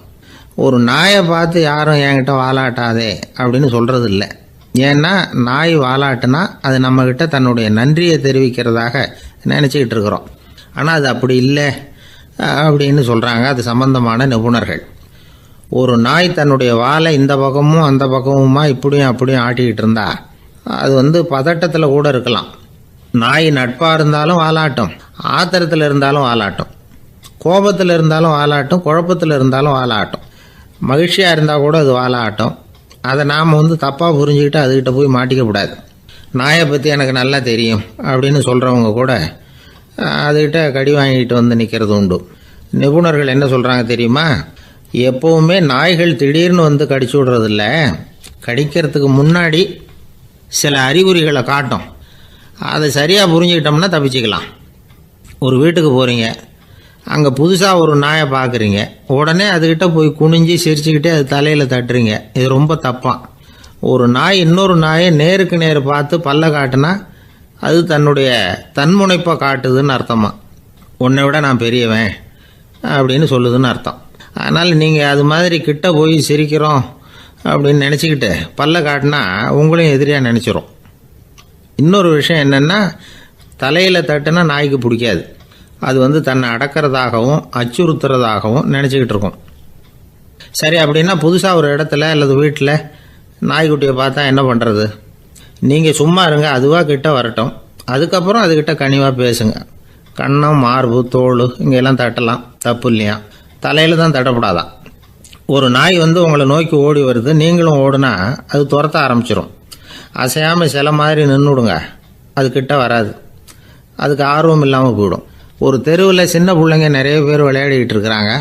அப்போ சில நாய்கள் அங்கே ஓடி வருது. எல்லாரும் ஓடினாங்க. அப்படி ஓடுறப்போ ஒரு பையன் கால் தடிக்க கீழே விழுந்துட்டான். என்னாச்சு தெரியுமா? துரத்திட்டு வந்த நாய்கள்லாம் கீழே விழுந்தவன ஒன்றும் செய்யலை, அவன்கிட்டே போகல. ஓடிக்கிட்டு இருந்தாங்கல்ல பசங்க, அவங்கள துரத்திக்கிட்டு அவங்க பின்னாடி ஓடிச்சான். அதுதான் நாய்களுடைய சுபாவம். ஒரு நாய் நம்மளை நேருக்கு நேர் முறைச்சி பார்க்குதுன்னு வச்சுங்க, நாமளும் அதை முறைச்சி பார்க்கக்கூடாது. நாம் வேறு பக்கம் எங்கேயாவது பார்க்க ஆரம்பிச்சிடணும். ஒரு நாய் வந்து கோபமாக இருந்ததுன்னா அதோட வால் வந்து உறுதியாக நேராக நிற்கும். ஒரு நாய் பணிந்து போனால் அல்லது பயந்து போனால் அது தன்னோட வாலை காலுக்கு நடுவில் வச்சுக்கும். ஒரு நாய் நம்மளை பார்த்து பயந்து நிற்கிதுன்னு வச்சுங்க, அதனால் நமக்கு ஆபத்து இல்லைன்னு நினச்சிடக்கூடாது.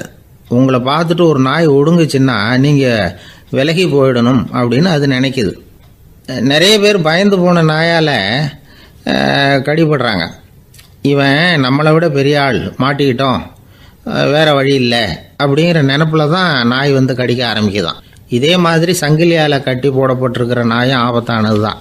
தொடர்ந்து கட்டி போட்டிருந்தா காலப்போக்கில் அது ஒரு மாதிரி ஆகிடும். நாய் வந்து குழந்தைகளை கடிக்காது அப்படின்னு சில பேர் சொல்லுவாங்க. அதுவும் ஒரு தவறான நம்பிக்கை. அதனால் சின்ன குழந்தைகளை தனியாக நாயோட விளையாட விடக்கூடாது. ஆகக்கூடி நாயை பற்றி நிறைய விஷயம் புரிஞ்சுக்க வேண்டியிருக்குது. ஒருத்தர் தன்னுடைய நண்பர் வீட்டுக்கு போயிருந்தார். அவசியம் எங்கள் வீட்டில் சாப்பிட்டுட்டு தான் போகணும் அப்படின்னு ரொம்ப அன்பாக சொல்லிவிட்டார். அதை மீற முடியல இவரால். சரின்னு உட்காந்துட்டார். சாப்பாடு போட்டாங்க, சாப்பிட ஆரம்பித்தார். அவங்க வீட்டில் கட்டி போட்டிருந்த நாய்க்குட்டி இவர் சாப்பிட்றத முறைச்சி பார்த்துது. ஏன் இப்படி என்ன இது முறைச்சி பார்க்குது உங்கள் வீட்டு நாய்க்குட்டி அப்படின்னு அவர் கேட்டார். அப்போ அவங்க சொன்னாங்களாம், அதுக்கிட்ட ஒரு கெட்ட பழக்கம்ங்க, தன்னோட தட்டில் யார் சாப்பிட்டாலும் அது அப்படி தான் முறைச்சி பார்க்கும் அப்படின்னாரா அவர்.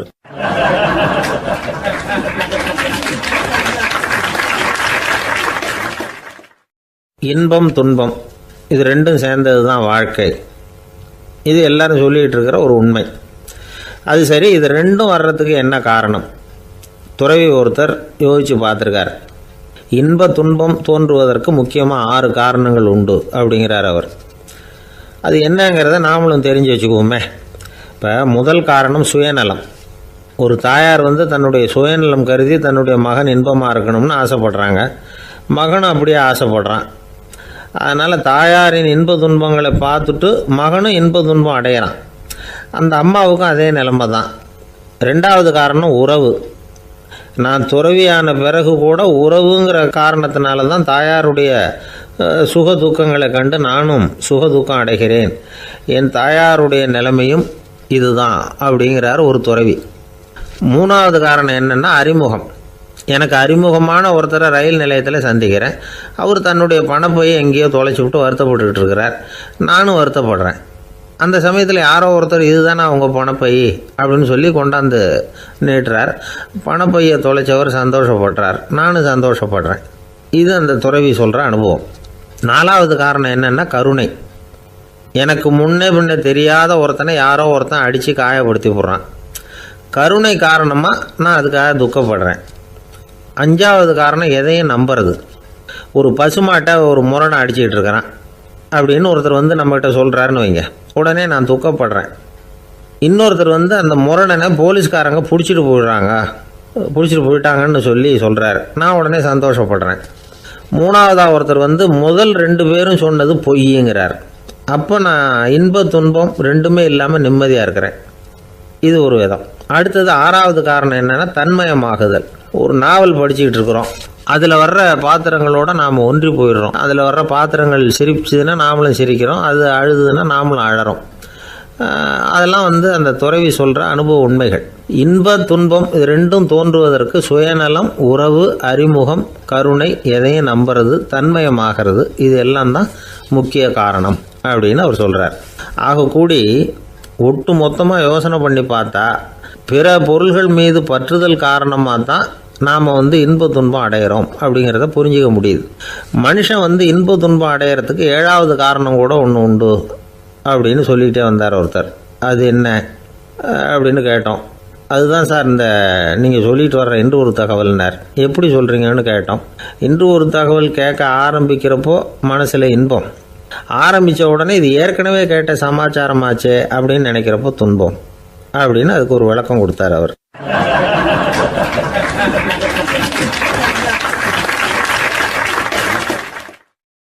இன்றைக்கு பல பேர் உயில் எழுதி வைக்கிறாங்கல்ல.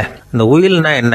அதாவது ஒரு நபர் தனக்கு பின்னாடி தன்னுடைய சொத்துக்கள் யாருக்கு போய் சேரணும்னு நினைக்கிறாரோ அந்த நினைப்பை சட்டப்படி உறுதிப்படுத்துறது தான் உயில்.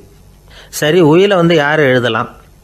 18 வயசு பூர்த்தியான யாரும் உயில் மூலமாக சொத்துக்களை விநியோகிக்கலாம்.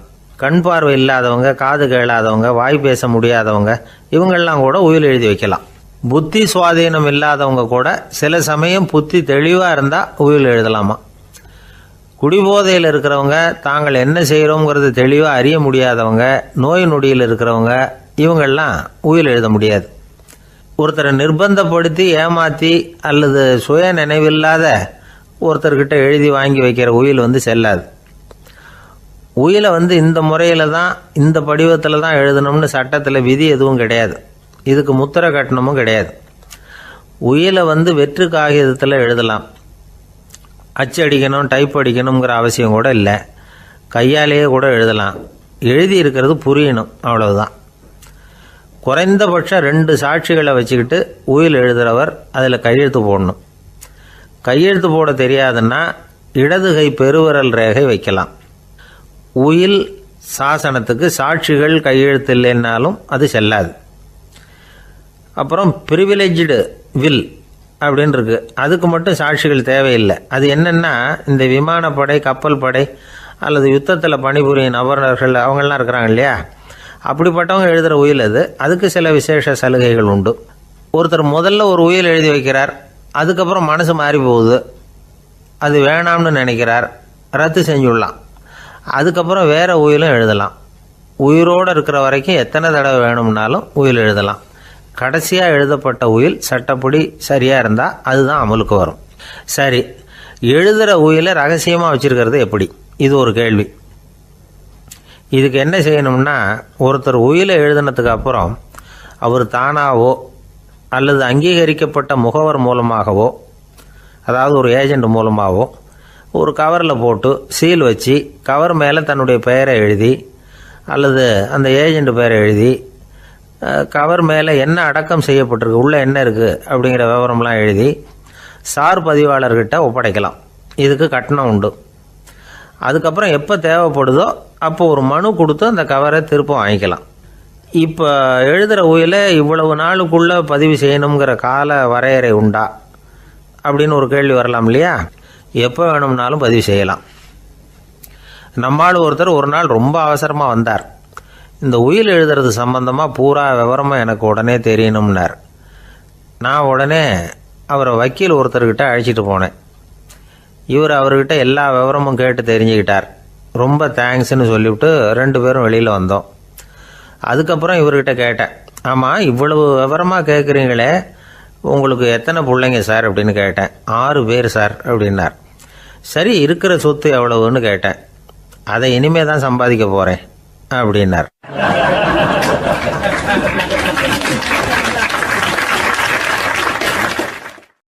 வயிறு பசிக்குதேங்கிறது சிலரோட கவலை, வயிறு பசிக்க மாட்டேங்குதே அப்படிங்கிறது சில பேரோட கவலை. 2 விதமான கவலைக்கும் வயிறு தான் காரணமாக இருக்குது. வயிறு பசிச்சதுன்னா அது இயற்கை, வயிறு பசிக்கலைன்னா அது வியாதி. ஆனால் பசியையும் நாம் பசிப்பிணி அப்படின்னு தான் சொல்லுவோம். என்ன காரணம்? வியாதியை போக்க வேண்டியது எவ்வளவு முக்கியமோ அதை விட முக்கியம் பசியை போக்க வேண்டியது. ஒரு சமுதாயத்தில் பசிப்பிணியே இருக்கக்கூடாது, அதுதான் நல்ல சமுதாயம். பசியை போக்கணும்னா சாப்பாடு போடணும், பசியின்மையை போக்கணும்னா வைத்தியம்தான் பண்ணணும். இது சம்பந்தமாக எவ்வளவோ ஆராய்ச்சிகள் நடக்குது, நிறைய மருந்து கண்டுபிடிச்சிருக்கிறாங்க. நம்ம உடம்புல பசியை தூண்டக்கூடிய பகுதி எது, இதை முதல்ல தெரிஞ்சுக்கணும் இல்லையா?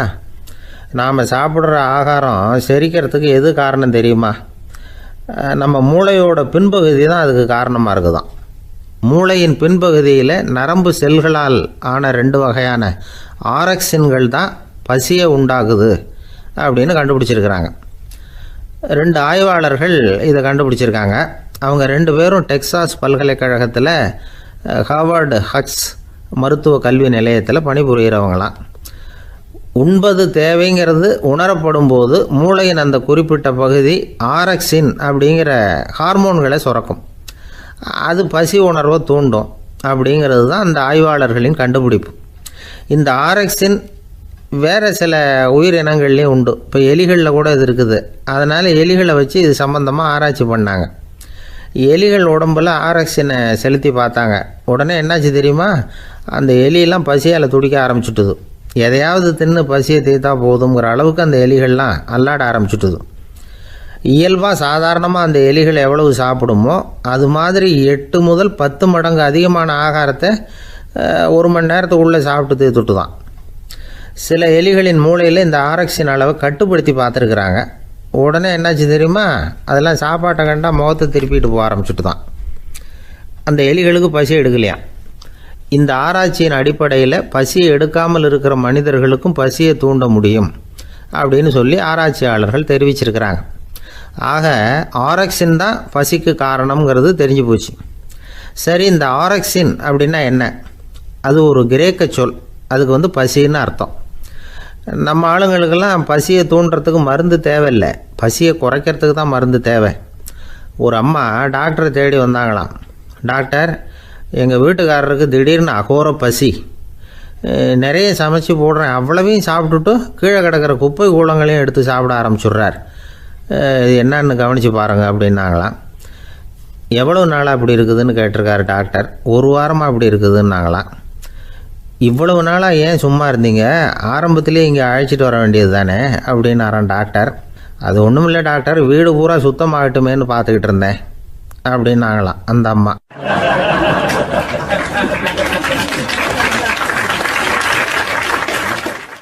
ஒரு ஊரில் ஒரு மன்னர் இருந்தார். அழகான அரண்மனையில் அவர் இருந்தார். அந்த அரண்மனையை விட அழகாக ஒரு மாளிகையை அந்த ஊர்லேயே வேற ஒருத்தன் கட்டியிருந்தான். அப்படி கட்டி முடித்ததில் அவனுக்கு ரொம்ப பெருமை. எத்தனையோ செல்வந்தர்கள்லாம் வந்து பார்த்துட்டு, இந்த மாளிகையை விலைக்கு கொடுத்துட்றியா, எவ்வளவு விலை சொன்னாலும் சரி நாங்கள் வாங்கிக்கிறதுக்கு தயாராக இருக்கோம் அப்படின்னு சொல்லி கேட்டு பார்த்துட்டாங்க. நான் இதை விற்கிறதுக்கு தயாராக இல்லை அப்படின்னு சொல்லிவிட்டான். அவ்வளவு சிறப்பாக கலை அம்சத்தோடு அதை கட்டி முடிச்சிருக்கிறான். அதுவே ஒரு பெரிய அரண்மனை மாதிரி இருந்ததுன்னா பார்த்துங்களேன். சுற்றிலும் அழகான பூந்தோட்டம். ஒரு நாள் அவன் எங்கேயோ வெளியூர் போயிட்டு திரும்பி வந்துக்கிட்டு இருக்கிறான். அப்போது அந்த மாளிகை தீப்பெட்டி எரிஞ்சிக்கிட்டு இருக்கு. பதறி போட்டான். விலைக்கு கேட்டவங்க யாராவது இதை செஞ்சுருக்கணும், இல்லைன்னா மன்னரே செய்த சதியே என்னவோ, இப்படிலாம் அவனுக்கு சந்தேகம். ஒரு மூலையில் உட்காந்து அழ ஆரம்பிச்சிட்டான். அந்த சமயத்தில் அவனுடைய மகன் அங்கே ஓடி வந்தான். அப்பா அழாதீங்க, இதை நான் நேற்று ராத்திரியே நம்ம ஊர் மன்னருக்கு விற்றுட்டேன். இதை கட்டி முடிக்க நமக்கு எவ்வளவு செலவாச்சோ அதை போல் 3 மடங்கு விலைக்கு விற்றுட்டேன், கவலைப்படாதீங்க. இதை விட அழகான மாளிகையை நாம் புதுசாக கட்டிக்கலாம்னா. இதை கேட்டதும் அழுதுகிட்டு இருந்தவன் அழுகையை நிறுத்தினான், சிரிக்க ஆரம்பிச்சுட்டான். இதே இடத்த நான் மன்னர்கிட்ட இருந்து விலைக்கு வாங்குவேன், இதை விட அழகான மாளிகையை கட்டுவேன் அப்படின்னு சுற்றி நின்று எல்லார்கிட்டையும் சொல்லிக்கிட்டு இருந்தான்.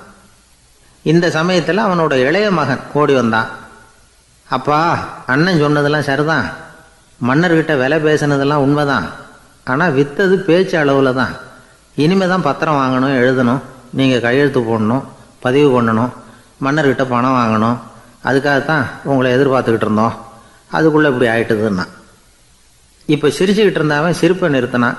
மறுபடியும் குழந்தை மாதிரி அழ ஆரம்பிச்சுட்டான். இது ஒரு சம்பவம். இதிலிருந்து என்ன தெரியுது? அந்த அழகான மாளிகை தன்னுடையது அப்படின்னு நினைக்கும் பொழுது அவனுக்கு அழுகை வந்தது. அது தன்னுடையது இல்லை அப்படின்னு நினைக்கிற போது சிரிப்பு வந்தது. மறுபடியும் அது தன்னுடையது தான் அப்படிங்கிற உணர்வு வரும்பொழுது அழுகை. எது எதிலிருந்து நீ நீங்கி இருக்கிறாயோ அது அதிலிருந்து உனக்கு துன்பம் இல்லை அப்படிங்கிறார் திருவள்ளுவர். இந்த உடம்பு என்னுடையதில்லை அப்படிங்கிற உணர்வு வந்துட்டா அது ஒரு பெரிய நிலை. அந்த நிலை வரணும். எல்லாத்தையும் பயன்படுத்திக்கலாம், ஆனால் பற்றில் விழுந்துடக்கூடாது. உலகத்தில் இருங்கள், ஆனால் உலகத்தவராக இருக்காதீர்கள். உலகிற்குள் இருங்கள், உலகம் உங்களுக்குள் வந்துவிட அனுமதிக்காதீர்கள். விலகி இருங்கள், விழித்திருங்கள், மௌனமாய் பார்த்திருங்கள் அப்படிங்கிறது சான்றோர் கருத்து. செய்ய வேண்டிய கடமையிலிருந்து விலகி இருக்கிறவர்கள் நம்மக்கிட்ட நிறைய பேர் உண்டு. அப்படிப்பட்ட ஒருத்தர் டாக்டர்கிட்ட போனார். டாக்டர், நான் ஒரு கவர்மெண்ட் ஆஃபீஸில் வேலை பார்க்குறேன், எனக்கு ஒரே அசதியாக இருக்குது, என்னை சோதிச்சு பாருங்கள், ஆலோசனை சொல்லுங்கள் ஏதாவதுன்னார். டாக்டர் அவரை பரிசோதனை பண்ணி பார்த்துட்டு சொன்னார், இதோ பாரு, உனக்கு இப்போ தேவைப்படுறது முழு ஓய்வு. நீ எவ்வளவு சீக்கிரமாக ஆஃபீஸுக்கு போறியோ அவ்வளவுக்கு உனக்கு நல்லது அப்படின்னாராம்.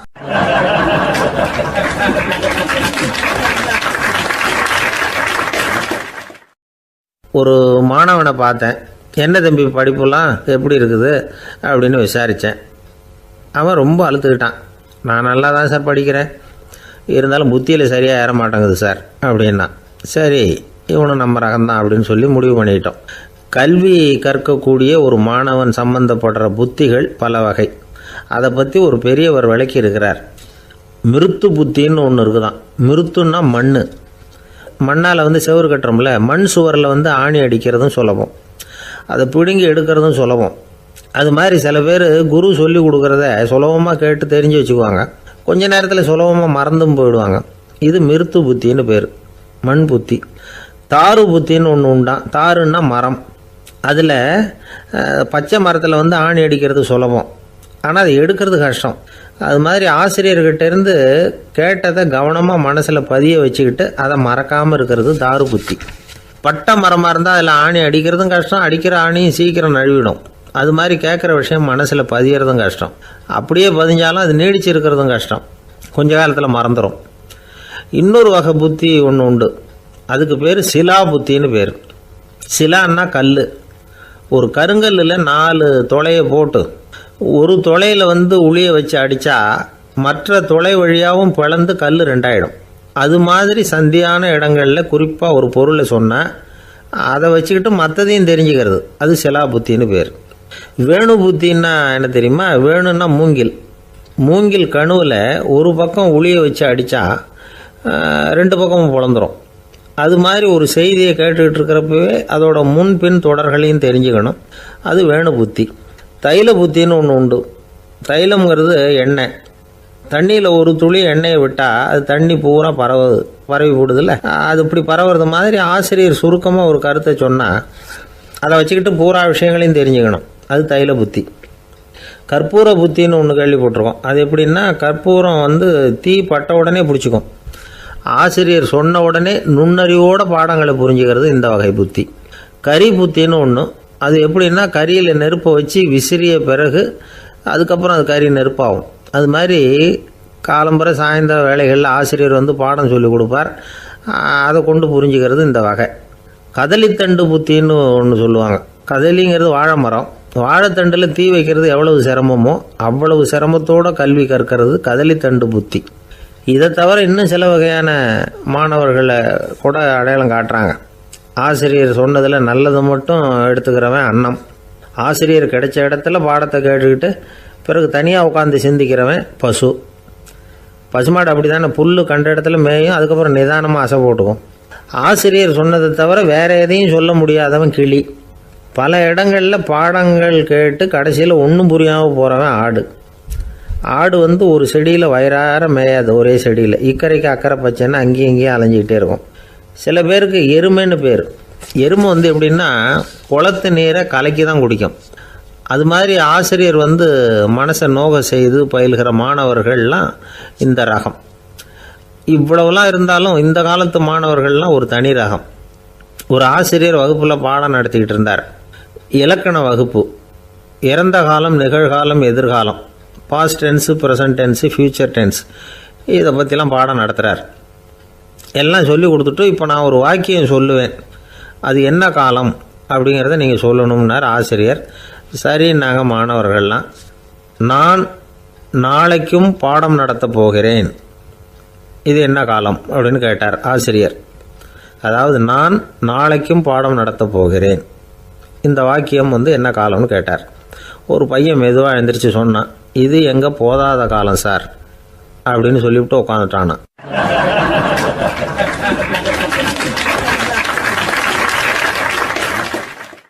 ஒரு ஊரில் ஒரு ஆள் இருந்தான். கற்பனையிலேயே காலத்தை கடத்திக்கிட்டு இருந்தான். ஒரு நாள் ஒரு மரத்தடியில் உட்காந்துருந்தான். அவனுக்கு பசிக்கிற மாதிரி தெரிஞ்சுது. உடனே கற்பனையிலேயே சாப்பிட ஆரம்பிச்சிட்டான். அதாவது எதிரில் இலை போட்டு சாப்பாடு போடப்பட்டிருக்கிறதாகவும் அதை இவன் சாப்பிட்றதாகவும் நினச்சிக்கிட்டு கையை மட்டும் வாய்க்கும் தரைக்குமா அப்படியும் இப்படியும் கொண்டுகிட்டு போய் பாவனை பண்ணிகிட்டே இருக்கிறான். தூரத்தில் இருந்து பார்க்குறவங்களுக்கு இவன் ஏதோ பலமான விருந்து சாப்பிட்டுக்கிட்டு இருக்கிறான் அப்படின்னு தான் தோணும். அது மாதிரியே பண்ணிக்கிட்டு இருந்தான். அந்த வழியாக ஒரு சன்னியாசி வந்துக்கிட்டு இருந்தார். இவனை பார்த்தார். என்ன இவன் இப்படி பண்ணிகிட்டு இருக்கிறானே அப்படின்னு நினச்சாரு. கொஞ்ச நேரம் அவனையே உத்து பார்த்துக்கிட்டு இருந்தார். இவரை பார்த்ததும் அவன் இன்னமும் சுவாரஸ்யமாக சாப்பிட ஆரம்பிச்சிட்டான். அப்பப்பா என்ன இது, இந்த குழம்பு இவ்வளவு காரமாக இருக்குது, என்னுடைய நாக்கே எரிஞ்சு போடும் போல இருக்கே அப்படின்னு சொல்லிக்கிட்டு பக்கத்தில் ஒரு குவளையை எடுத்து தண்ணி குடிக்கிறது மாதிரி பாவனை பண்ணுறான். அப்பாடா இப்போ கொஞ்சம் பரவாயில்ல அப்படின்னு சொல்லிக்கிட்டு குவளையை கீழே வைக்கிறது மாதிரி ஒரு பாவனை பண்ணுறான். சன்னியாசி பார்த்தார். என்னப்பா சாப்பாட்டில் காரம் அதிகமோ அப்படின்னார். ஆமாம் சுவாமி, ஞாபகம் மறதியில் கொஞ்சம் மிளகாய் அதிகமாக சேர்த்துக்கிட்டேன் அப்படின்னா. சரி சாப்பிடு அப்படின்னு சொல்லிட்டார். அவன் சாப்பிட்டு முடிக்கிற வரைக்கும் பொறுமையாக உட்காந்துருந்தார். அவன் அப்பாடா அப்படின்னு சொல்லிட்டு மறுபடியும் தண்ணியை எடுத்து குடித்தான். எல்லாம் கற்பனையிலேயே. அதுக்கப்புறம் சன்னியாசி பேச ஆரம்பித்தார். இதை பாருப்பா, உன்னுடைய கற்பனையை நான் மெச்சுறேன். இருந்தாலும் உன் சாப்பாட்டில் ஒரு இனிப்பையும் வச்சுருக்கலாமே, ஏன் மிளகாயை அளவுக்கு அதிகமாக போட்டுவிட்டு அவஸ்தைப்படுறேன் அப்படின்னார். அவன் யோசிக்க ஆரம்பித்தான். அதுக்கப்புறம் இவர் சொன்னார், இதை பாருப்பா, இனிமேல உன்னுடைய கற்பனையும் உயர்ந்ததாக இருக்கட்டும் அப்படின்னு உபதேசம் பண்ணிவிட்டு போனார். எப்பவும் உயர்வை பற்றியே சிந்திக்கணும். உயர்வு கிடைக்கலன்னா கூட அப்படி சிந்திக்கிறத நிறுத்தப்படாது அப்படிங்கிறார் திருவள்ளுவர்.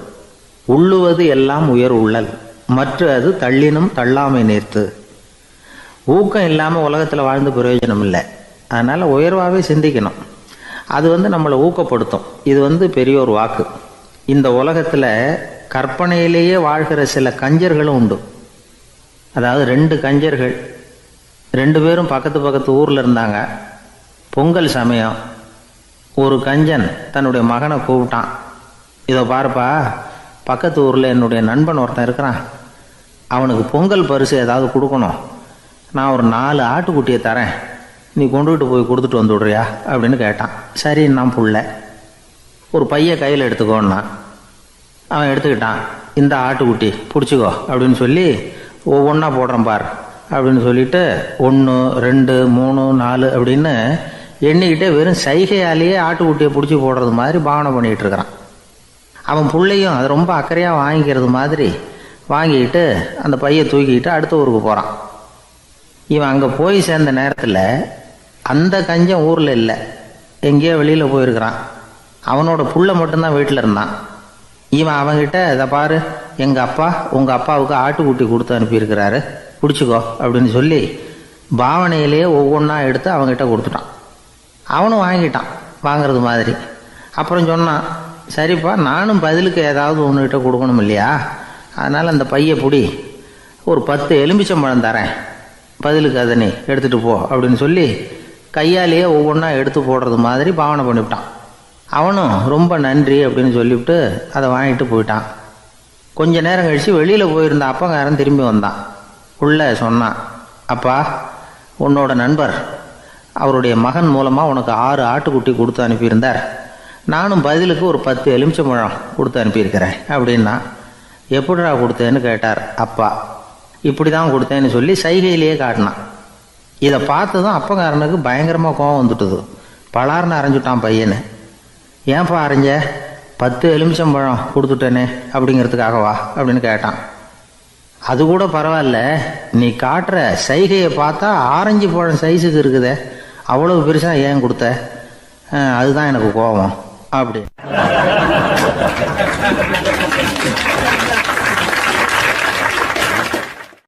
ஒருத்தர் ஓடி வந்தார்.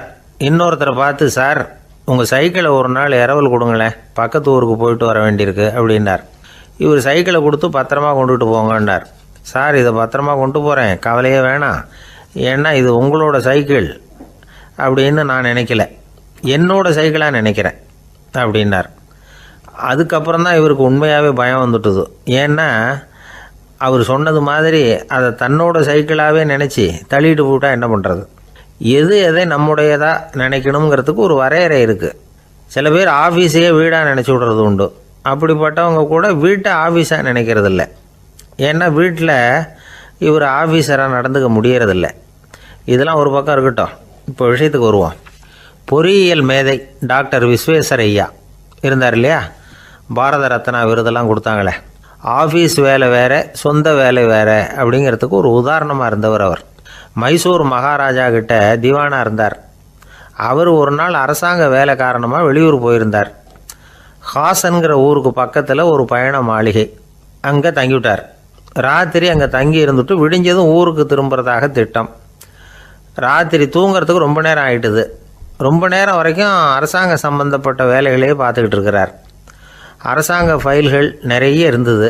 அதையெல்லாம் ஒவ்வொன்றா எடுத்தார், படித்து பார்த்தார், பரிசீலனை பண்ணார்.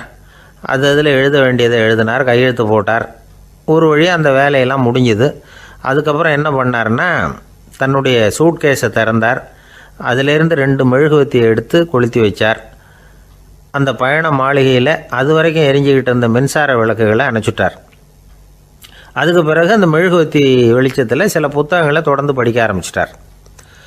அந்த பயண மாளிகையில் பணியாளராக இருந்தவர் இதை பார்த்துட்டு ஓடி வந்தார். மறுபடியும் மின் விளக்கை போடுறதுக்காக போனார். விஸ்வேஸ்வரய்யா அதை பார்த்துட்டு போட வேணாம்ட்டாராம். இது வரைக்கும் நான் அரசாங்க அலுவல்களை கவனிச்சிக்கிட்டு இருந்தேன், அதனால் மின் விளக்குகள் அப்போ எரிஞ்சதில் தப்பு இல்லை. இப்போ நான் புத்தகம் படிச்சுக்கிட்டு இருக்கேன், இது என்னுடைய சொந்த வேலை. இங்கே இருக்கிற மின் விளக்கு அதுக்காக ஏன் எரியணும் அப்படின்னு கேட்டாராம். இப்போ இருக்கிற சில அரசு பணியாளர்கள்கிட்ட இந்த சம்பவத்தை பேச்சோட பேச்சாக சொல்லி பார்த்தேன். அவங்களால இதை ஜீரணிக்கவே முடியல. நேர்மை தேவை தான் சார், அதுக்காக அவ்வளவு தூரத்துக்கு அது தேவையா அப்படிங்கிறாங்க. விஸ்வேஸ்வரய்யா அப்படி பண்ணினது தான் ஒரு நேர்மையாளர் அப்படின்னு இந்த உலகத்துக்கு நிரூபிக்கணுங்கிறதுக்காக இல்லை. தான் அப்படி நடந்து காட்டினா தன்னை சுற்றி இருக்கிறவங்களும் அதை கேள்விப்படுறவங்களும் முடிஞ்ச அளவுக்கு பொது வாழ்க்கையில், அரசு பணியில் நேர்மையை கடைபிடிக்க முயற்சி பண்ணலாமே அப்படிங்கிறதுக்காகத்தான். இப்போவும் சில பேர் இருக்கிறாங்க, இவங்க ஆஃபீஸ் வேறு வீடு வேறேன்னு நினைக்கிறதில்ல, அவ்வளோ உரிமை. ஒருத்தர் அப்படி தான், அவருக்கு அவசரமாக 5000 ரூபா தேவைப்பட்டது. ஆஃபீஸு பணத்தை எடுத்துக்கிட்டார்.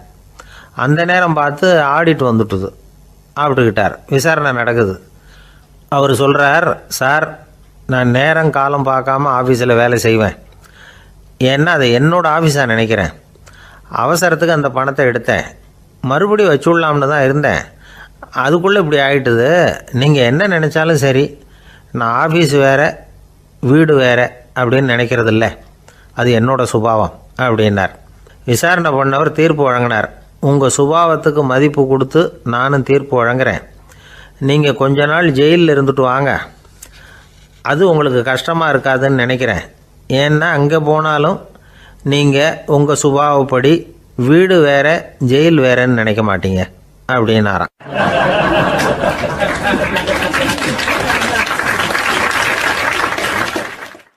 ஒரு நண்பர் யாருக்கோ ஃபோன் பண்ணிகிட்டு இருந்தார். அவர் பேசி முடித்ததும் நான் அவரை பார்த்து, இப்போ ஃபோன் பண்ணிங்களே, அந்த ஃபோன் நம்பர் என்ன அப்படின்னு கேட்டேன். அவர் தலையை சொரிஞ்சுக்கிட்டார், ஞாபகம் வரலன்னார். சரி சார் அதை விடுங்க, உங்கள் மனைவி பேர் என்ன அப்படின்னு கேட்டேன். மாலதின்னார். என்ன சார் இது வேடிக்கை, கொஞ்ச நேரத்துக்கு முன்னாடி பேசின ஃபோன் நம்பர் மறந்து போச்சு. எப்போவோ கல்யாணம் பண்ணிக்கிட்ட மனைவி பேர் மறக்கலை, அதை கரெக்டாக சொல்லிவிட்டீங்களே அப்படின்னு கேட்டேன். அவர் என்ன ஒரு மாதிரியாக பார்த்தார். அவர் அப்படி என்னை பார்த்ததில் ஒன்றும் தப்பு இல்லை, ஏன்னா நாம் எல்லாருமே அப்படி தானே. ஒரு குறிப்பிட்ட காரியத்துக்காக தொலைபேசியில் ஒருத்தட்ட பேசுகிறோம், அதுக்கப்புறம் அந்த எண் நமக்கு அனாவசியம், அதனால் மறந்துடுறோம். இதுக்கு பேர் தான் தற்காலிக ஞாபகம். ஆனால் மனைவி பேரை மறந்துட முடியுமா? முடியாது. அது அவசியமான ஒன்று. அடிக்கடி அந்த பேரை உபயோகப்படுத்துகிறோம், அதனாலேயும் அது முக்கியங்கிறதுனாலேயும் அதை மறக்கிறதில்ல. இதுக்கு பேர் நிரந்தர ஞாபகம். சரி, இந்த தற்காலிக ஞாபகம், நிரந்தர ஞாபகம், இது 2 ஞாபக அளவுகளையும் கட்டுப்படுத்துறது எது அப்படின்னா மூளைக்குள்ளே நடக்கிற மின்சார நடவடிக்கைகள் தான். தற்காலிக ஞாபகம் ஒரு மின்னல் மாதிரி தோன்றி மறையுது. நிரந்தர ஞாபகம் ஒரு படிவம் போல் மூளையில் படிஞ்சுடுது. ஒரு சம்பவத்தின் பல பிரதிகள் மூளையில் பல்வேறு பகுதிகளிலேயும் படிகிறதுனால ஒன்று மறைஞ்சாலும் மறந்தாலும் இன்னொன்று மறையறதில்ல. இப்படிப்பட்ட நிலைமையில தான் இந்த தொண்டையில் இருக்கு, வாயில் வரமாட்டேங்குது சார் அப்படிமா. ஒருத்தருக்கு எந்த துறையில் ஆர்வமும் ஈடுபாடும் அதிகமோ அது சம்பந்தமான ஞாபக சக்தி அதிகமாக இருக்கும். தொழிலை விரும்புகிற ஒரு டெலிஃபோன் ஆப்ரேட்டருக்கு எண்கள்லாம் நல்ல ஞாபகம் இருக்கும். அது மாதிரி கவிஞர்களுக்கு வார்த்தைகள் நல்ல ஞாபகத்தில் இருக்கும். இது ஒரு பக்கம் இருந்தாலும் ஒரு மூளை எண்களை விட எழுத்துக்களை விட படங்களை ரொம்ப சுலபமாக ஞாபகத்தில் வச்சுக்குது. புரிஞ்சுக்கிற தன்மை, அனுபவம், புத்தி கூர்மை இது கூடி குறையிறத பொறுத்து ஞாபக சக்தியும் ஏறும் இறங்கும். இப்போ உதாரணத்துக்கு ஒரு பையனுக்கு படித்தது எதுவும் ஞாபகத்தில் இல்லைன்னா அவன் அதை சரியாக புரிஞ்சுக்கலைன்னு அர்த்தம். இந்த மறதிங்கிறது எந்த சமயத்தில் ஒரு பிரச்சனை ஆகுது தெரியுமா?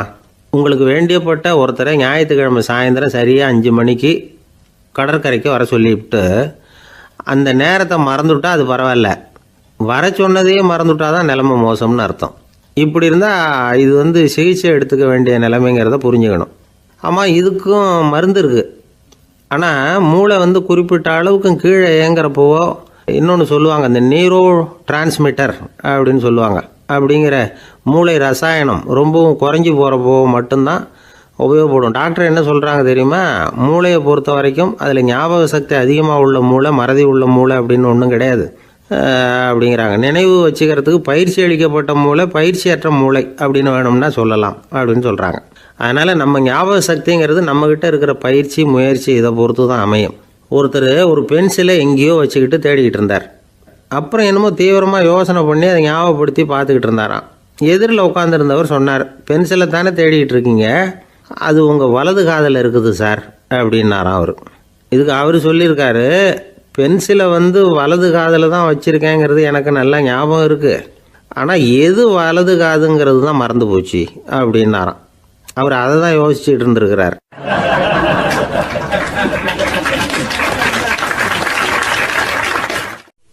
ஒரு நாள் ஒரு நண்பரை சந்தித்தேன். உங்கள் வீடு எதுன்னு உங்களுக்கு தெரியுமா சார்ன்னு. அவர் என்னை ஒரு மாதிரியாக பார்த்தார். அப்புறம் சொன்னார், தெரியும் அப்படின்னாரு. சரி, உங்கள் தொலைபேசி எண் உங்களுக்கு தெரியுமான்னு. அதுவும் தெரியும்னார். உங்கள் மனைவி மக்கள் யார் யாருன்னு உங்களுக்கு தெரியுமான்னு கேட்டேன். என்ன ஒரு மாதிரியாக பார்த்தார். அப்புறம் சொன்னார், அதுவும் தெரியும் சார் அப்படின்னார். சரி, நீங்கள் யாருன்னு உங்களுக்கு தெரியுமான்னு கேட்டேன். இப்போ தான் அவர் முழிக்க ஆரம்பித்தார். அவர் மட்டும் அப்படி இல்லை, நாம் எல்லாருமே அப்படி தான். எதிரில் நிற்கிறது யாருங்கிறது தெரியும், நாம் யாருன்னு நமக்கு தெரியாது. உண்மையிலேயே நாம் யார்? இந்த கேள்விக்கான பதிலை தான் வாழ்க்கை பூரா நாம் தேடிட்டு இருக்கிறோம். புத்தர் என்ன சொல்கிறாரு தெரியுமா? நீங்கள் கடவுளை பற்றி கவலைப்பட தேவையில்லை, உங்களை பற்றின கவலை உங்களுக்கு இருந்தால் போதும் அப்படிங்கிறார். நான் யார், எனக்கு ஏன் இந்த கவலை அப்படின்னு உங்களை நீங்களே கேட்டுக்குங்க அப்படிங்கிறார். நாம் ஏன் கடவுளை படைத்தோம்? அது ஒரு நழுவல் முயற்சியாம். அதாவது தன்னிடமிருந்து தானே தப்பிக்கிற ஒரு முயற்சியாம். இப்படி தான் அதை சொல்கிறாங்க அறிஞர்கள்லாம். மக்கள் பொய்யான பிரச்சனைகளில் ஆர்வமாக இருக்கிறாங்க, அதுக்கு தீர்வு காணவும் முயற்சி பண்ணுறாங்க.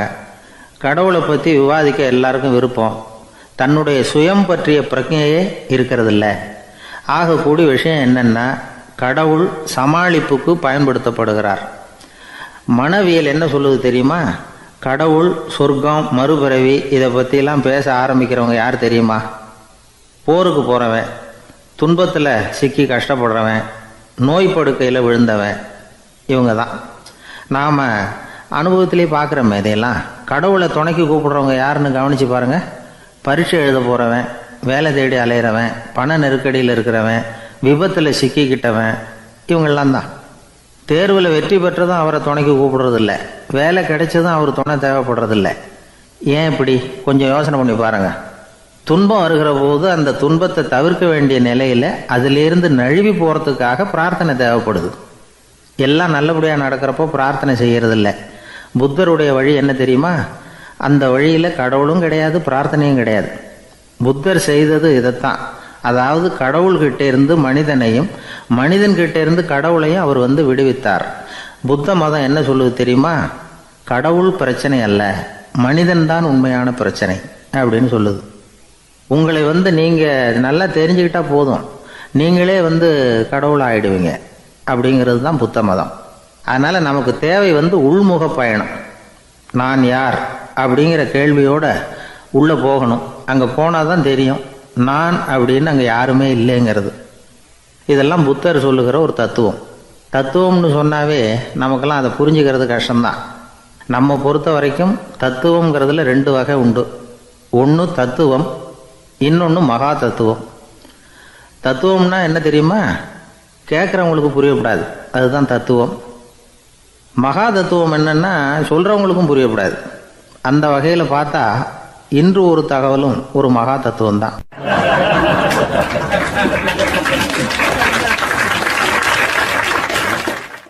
எனக்கு ஒரு உதவி செய்யணும் அப்படின்னு நம்மளை பார்த்து ஒருத்தர் கேட்குறாருன்னு வச்சுங்களேன், உடனே நாம் அவரை பார்த்து என்ன உதவின்னு கேட்போம். இதுதான் சராசரி மனிதர்களின் இயல்பு. ஆனால் ஒருத்தர் எனக்கு ஒரு உதவி செய்யணும் அப்படின்னு கேட்ட உடனே என்ன உதவின்னு கூட கேட்காம சரி செய்கிறேன் அப்படின்னு ஒத்துக்கிறது இருக்கு பாருங்கள், அது கொஞ்சம் அபூர்வம். அந்த காலத்தில் ஒருத்தர் இருந்தார். அவர் எப்படி தெரியுமா? உதவி கேட்குறவங்க நல்லவங்களா கெட்டவங்களா அப்படின்னு கூட பார்க்கல, தனக்கு நன்மையா தீமையா அப்படின்னு கூட பார்க்கல, உதவி செய்கிறேன்னு புறப்பட்டு விட்டார். அவர் யார் தெரியுமா? அவர் தான் நல சக்கரவர்த்தி. அவர் மாதிரி நாமும் உதவி கேட்குறவங்களுக்கு உடனே உதவி செய்கிறதுக்கு தயாராக இருக்கணும் அப்படின்னு சொன்னார் ஒரு ஆன்மீக பேச்சாளர். நல சரித்திரத்தை அவர் சொல்லிக்கிட்டு இருந்தார். இந்திரன், அக்னி, வருணன், யமன் இவங்க 4 பேரும் நலனை பார்த்து எங்களுக்கு நீ உதவி செய்யணும், எங்களுக்காக நீ தூது போகணும் அப்படின்னு கேட்குறாங்க. யாருக்கிட்ட தூது போகணும், என்ன காரியத்துக்காக போகணும் அப்படின்னு கேட்கணும்ல. நலன் அப்படி கேட்கவே இல்லை, உடனே சரின்னு ஒத்துக்கிறான். அதுக்கப்புறம் அவங்க விவரம் சொல்கிறாங்க, என்ன உதவி, யாருக்கிட்ட தூது போகணும் அப்படிங்கிற விவரத்தை சொல்கிறாங்க. நலனுக்கும் அப்புறம்தான் புரியுது, எந்த தமயந்தியை இவன் காதலிச்சானோ, எந்த தமயந்தின் சுயம்பரத்துக்காக இவன் போய்கிட்டு இருக்கிறானோ அந்த தமயந்தியை பார்த்து தங்களுக்காக அவகிட்ட வாதாடணும், பேசணும், தங்களில் ஒருத்தரை கல்யாணம் பண்ணிக்கும்படியாக கேட்கணும் அப்படின்னு அவங்க 4 பேரும் நலன்கிட்ட கேட்குறாங்க. இதை கேட்டதும் நலன் கொஞ்சம் கூட முகம் சுளிக்கலை, பதட்டப்படலை. நேராக தமயந்தி கிட்ட போகிறான். இந்திரன், அக்னி, வருணன், யமன் இவங்களோட சிறப்புகளை எடுத்து சொல்கிறான். இவங்களில் ஒருத்தரை கல்யாணம் பண்ணிக்கலாம் அப்படின்னு சொல்லி கேட்டுக்கிறான். ஆனால் இதுக்கு தமயந்தி சம்மதிக்கலை. சுயம்வரம் நடக்குது, அவள் நலனை தேர்ந்தெடுக்கிறாள். அந்த 4 பேரும் நலனுக்கு நிறைய வரங்கள்லாம் கொடுக்குறாங்க. அதுக்கப்புறம் இப்படி போகுது கதை. இதில் நாம் கவனிக்க வேண்டியது என்னென்னா, உதவின்னு கேட்ட உடனே என்ன உதவின்னு கேட்காம சரி செய்கிறேன்னு சொன்னான் பாருங்கள், அதை கொஞ்சம் சிந்திக்கணும்.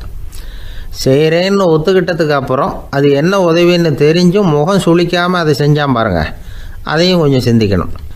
நம்மால் ஒருத்தன் ஒரு நண்பனை தேடி போனால் எனக்கு ஒரு உதவின்னா சரி சொல்லுன்னா, இப்போ உங்ககிட்ட 2 கார் இருந்தால் என்ன பண்ணுவேன்னா உடனே அதில் ஒன்று உங்ககிட்ட கொடுத்துருவேன்னா, அவன் உங்ககிட்ட 2 பங்களா இருந்தால் என்ன பண்ணுவேன்?